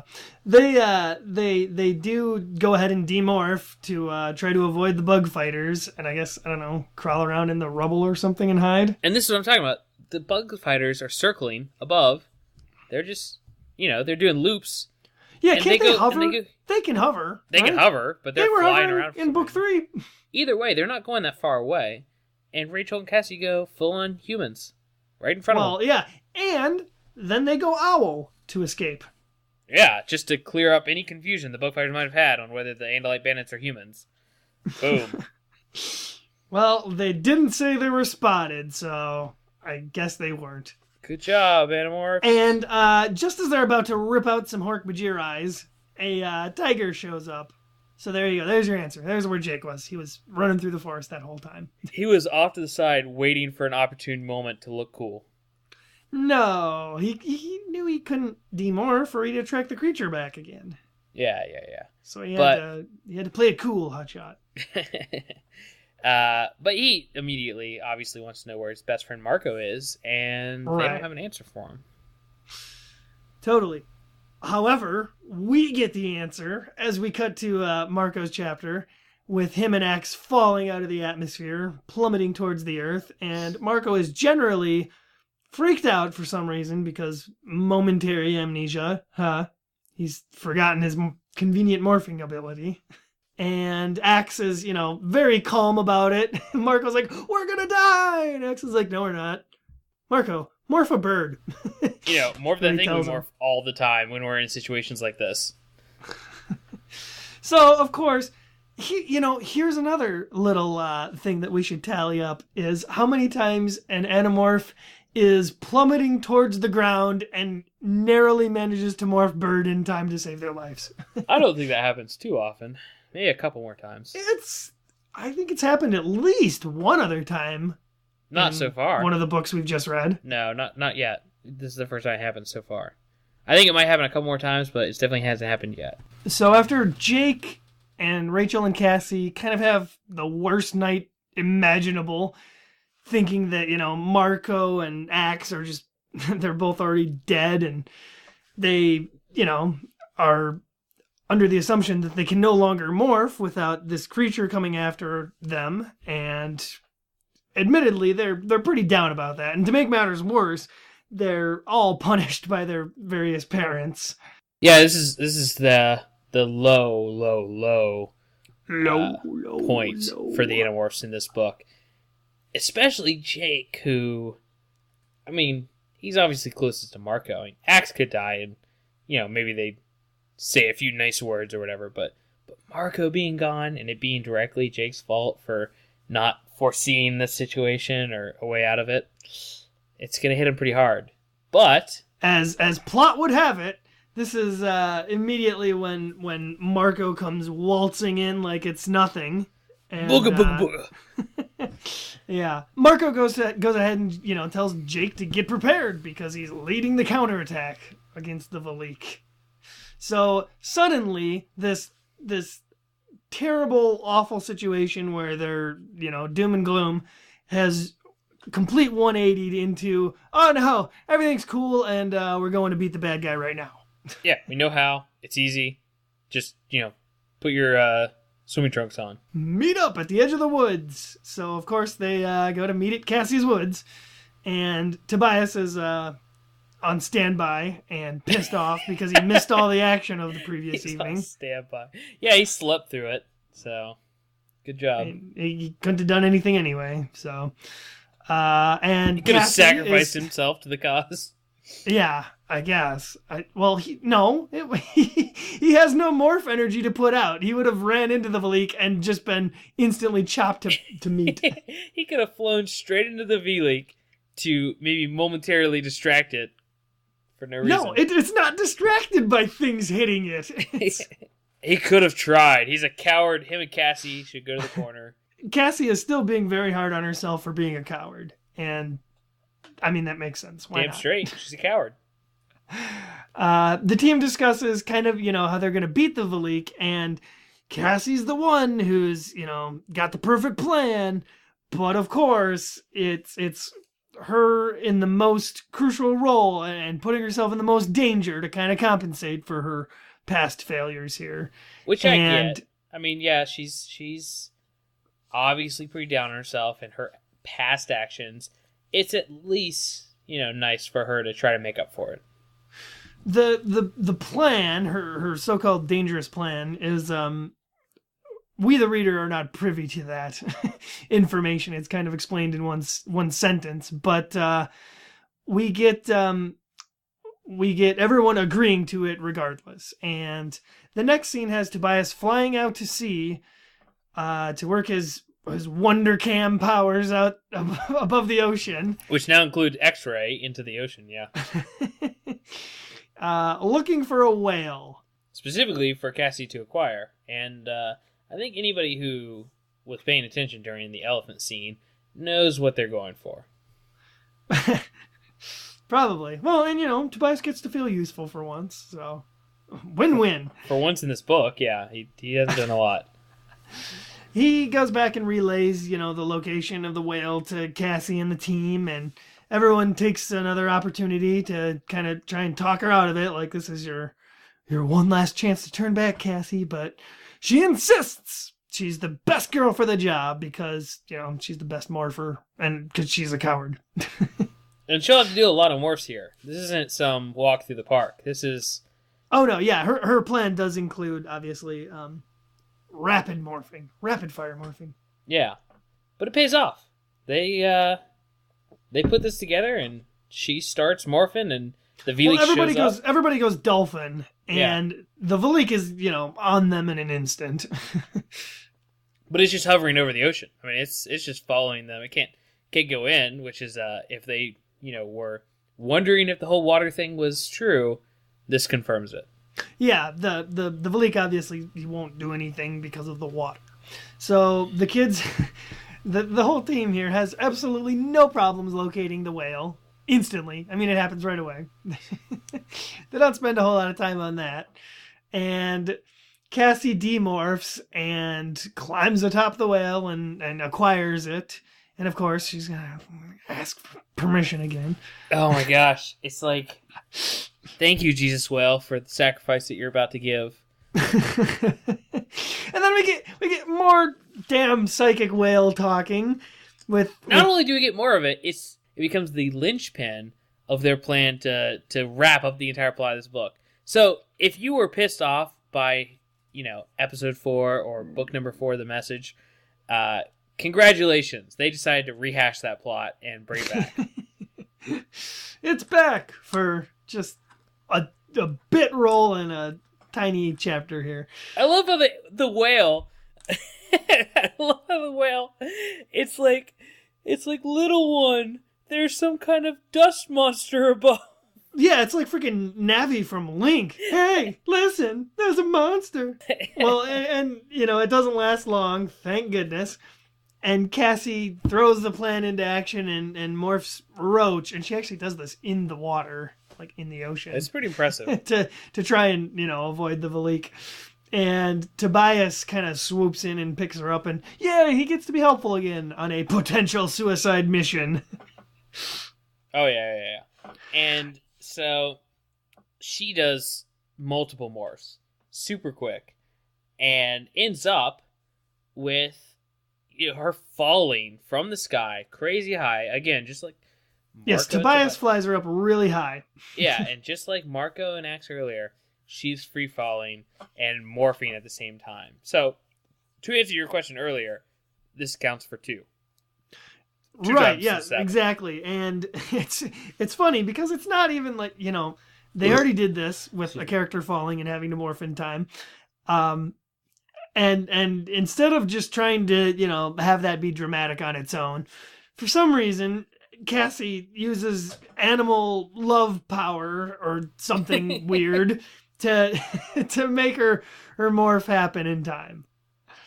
Well, I think she's just perseverance. I mean, she's good at this. She's good at this. No one else could really do it. I don't see anybody else pulling this off. She really makes a point to get weird about it. Yeah, well, no. I don't see anyone else pulling this off. So, for all her faults, she is good at what she does.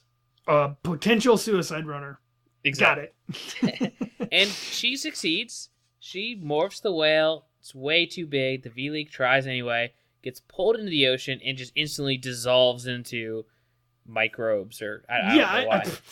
like the water is acid. It goes away.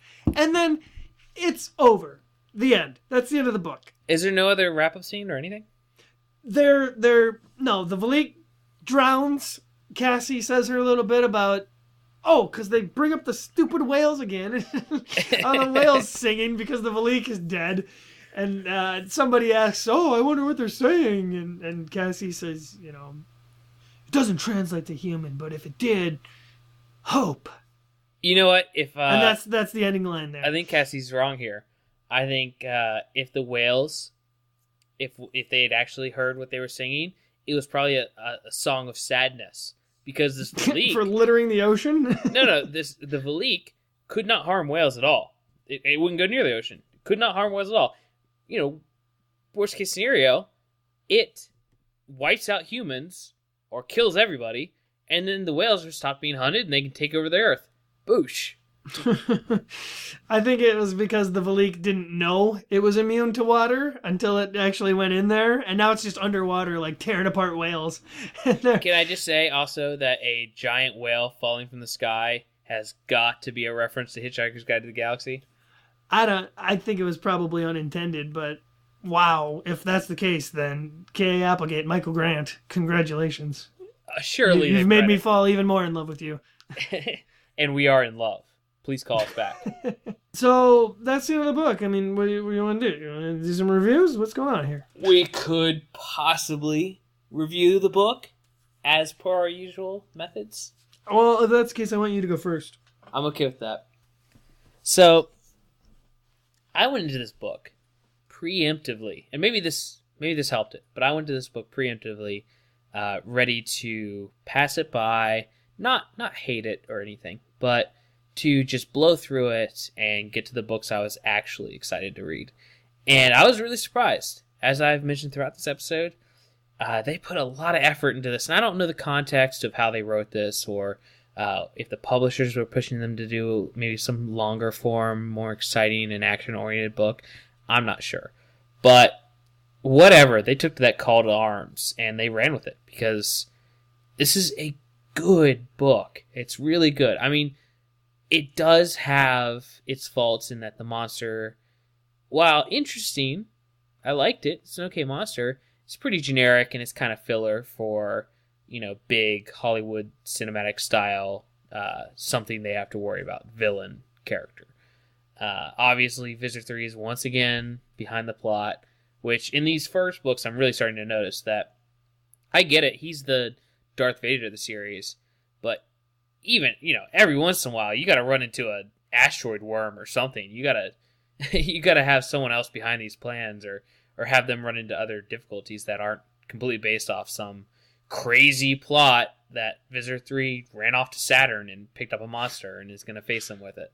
So, we're going to get more. Oh, sorry. So it's not a perfect book, but it is extremely well written. And I really like them trying, in a book series like this, you could see them falling into the motions that they've done before and doing the same plot lines. I don't think so. I think the fact that they did really nice transitions in this book, had each character referencing what's come before and what the other characters are doing, and just the idea of doing every character in a book when whose book it's been and who's narrating has been such an important point up to this book. Kudos for trying something new and breaking up the monotony of what the other books were doing. So all around, way, way better than I was expecting. But still a couple things falling short. I'm going to give it 4 out of 5 gorilla-driven pickup trucks. That's my review score. 4 to 5. Oh, all right, cool. So, yeah, I'll start my review now. And everything you just said. And lazy. That's my style. Yeah, this is, I've said it multiple times. This is the blockbuster summer movie that comes between season 1 and season 2 of Animorphs, which in this little world that we've made up, it's between books 7 and 8. And I think it does a good job, especially for the first attempt at jumping between multiple characters. Like you pointed out, they do it really well. I like how they rewind scenes and cut away to show you different characters' perspectives on scenes. All that's great. As far as actual story goes, I don't know if this is going to be a popular opinion, but I think some of the characters were kind of underutilized and wasted. Tobias, obviously, as we pointed out, is not a source of action really anymore. Rachel losing her memory and the whole amnesia subplot was probably just given to her so that she had something interesting to do. It really didn't have any real effect on the overall plot, I thought. As long as she's, morphing somewhere and attracting the V-leek to her.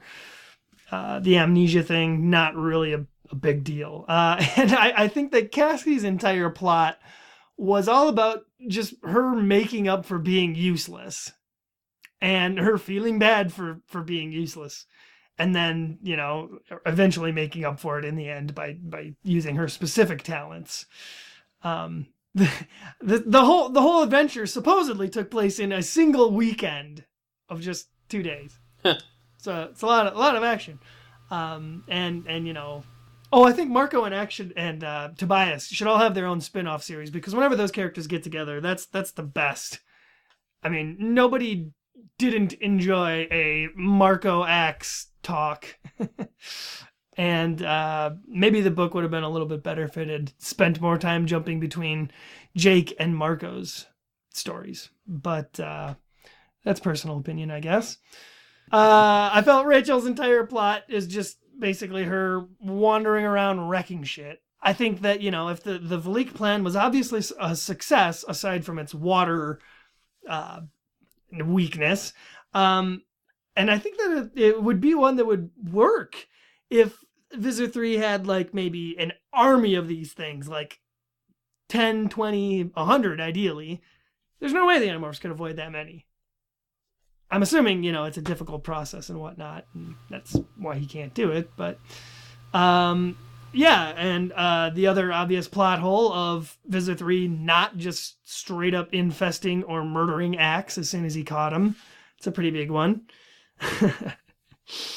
Despite its flaws, I think it's got some of the best action we've seen so far, and plenty of it. It's just that, when it slows down, it slows down. So for everything it is and everything it's not, I really enjoyed it. And I enjoyed it more than I thought I would. I think the V-leek as a monster, kind of generic, like you said. Perfect Michael Bay material, though. I mean, it's basically one big plot explosion. Kind of convenient. I'm just going to go ahead and give you my review. I was teetering back and forth on the 3 line because I thought, it's got a lot of good moments, but it's also kind of drags in some points. And for that, I thought that just makes it an okay book. But the action that we do get is pretty phenomenal. And I feel like if I had seen this in movie format, I wouldn't have been disappointed. So I think that brings it up to a 4, a mega 4 out of mega 5. 4 out of 5 changelings. That's my review. I was actually a little disappointed. I thought that for once, for the first time in this podcast, you were going to be 1 point lower than me. Oh, you thought I would go with a 3, huh? Yeah. From the beginning of your review, I thought you would. No, I honestly did. I was pretty settled after I immediately finished reading it. I was like, oh yeah, that's a 4 out of 5. And then the more, we delayed recording this, and by the way, happy birthday, buddy. Yeah. It's April 8th. It's Coleman's birthday, everybody. And at the time we're recording this, it's 11:49 p.m. So it is still technically your birthday, Coleman. Yeah, I was going to mention that at the beginning of the episode, but I've been drinking and I forgot. That's funny. I was going to mention it at the beginning of the episode, but I also forgot. So. So interesting. And for listeners, fun fact about your hosts. So it's my birthday, April 8th, right now, at 11:50. It just changed. And in 10 minutes, it becomes Mitch's birthday. Holy cow. So isn't that the most bizarre thing? It really is. We met at film school, and coincidentally, our birthdays are only 1 day apart. Yeah, so happy preemptive birthday to you, Mitchell. Sweet. So we'd reviewed the books. Like I was saying, as soon as I finished the book, I felt strongly 4 out of 5. But the more we talked about it and the more we were thinking about it, I teetered on that 3 edge because I was like, well, there are some pretty big plot holes. And there's some kind of stupid stuff, but you know what? I enjoyed it, and I would love to see it in movie format. So, 4. No, I understand that. I mean, it's amazing how many bad things. Excuse me. Rick and Morty over here. Oh no, it's not a hiccup fit, is it? It is. Hold on. This is staying in.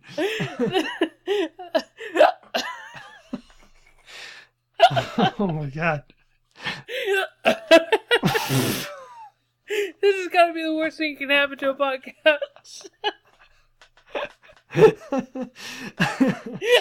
Okay, hold on. I'm gonna try. Take a drink of something nearby that's not beer. That's all I have. Yeah, you need water. I'm gonna hold my breath. Water. I will. But here, no, I got this.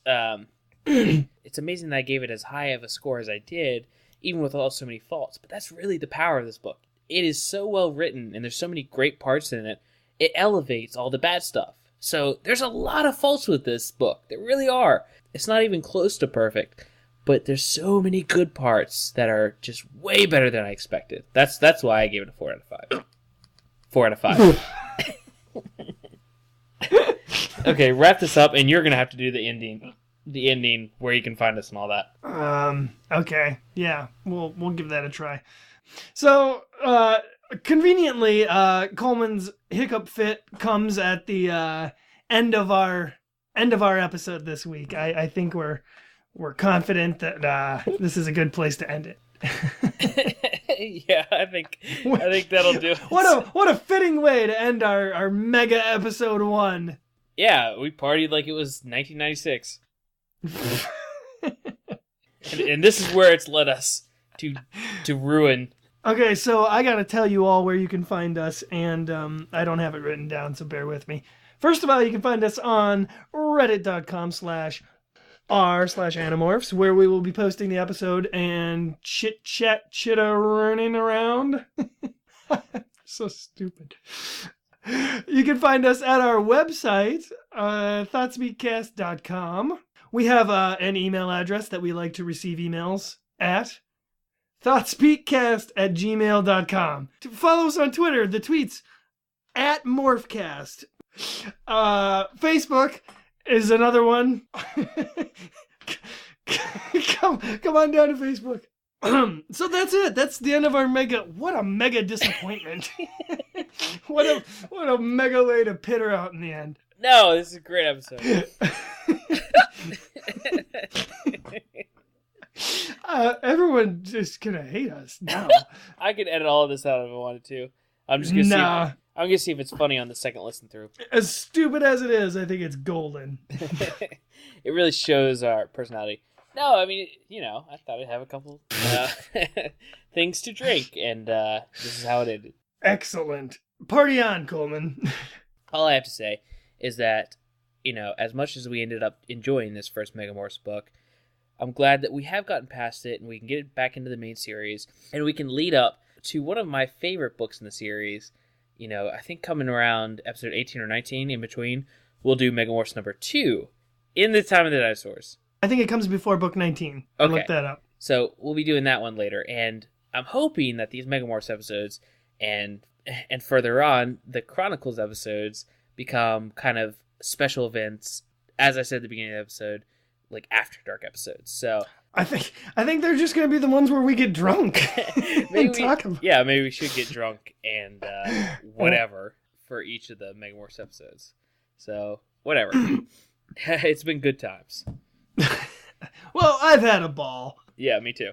So we will wrap this up, and as Mitch said, you can find us at all those different places, and give us a review on iTunes if you get a chance.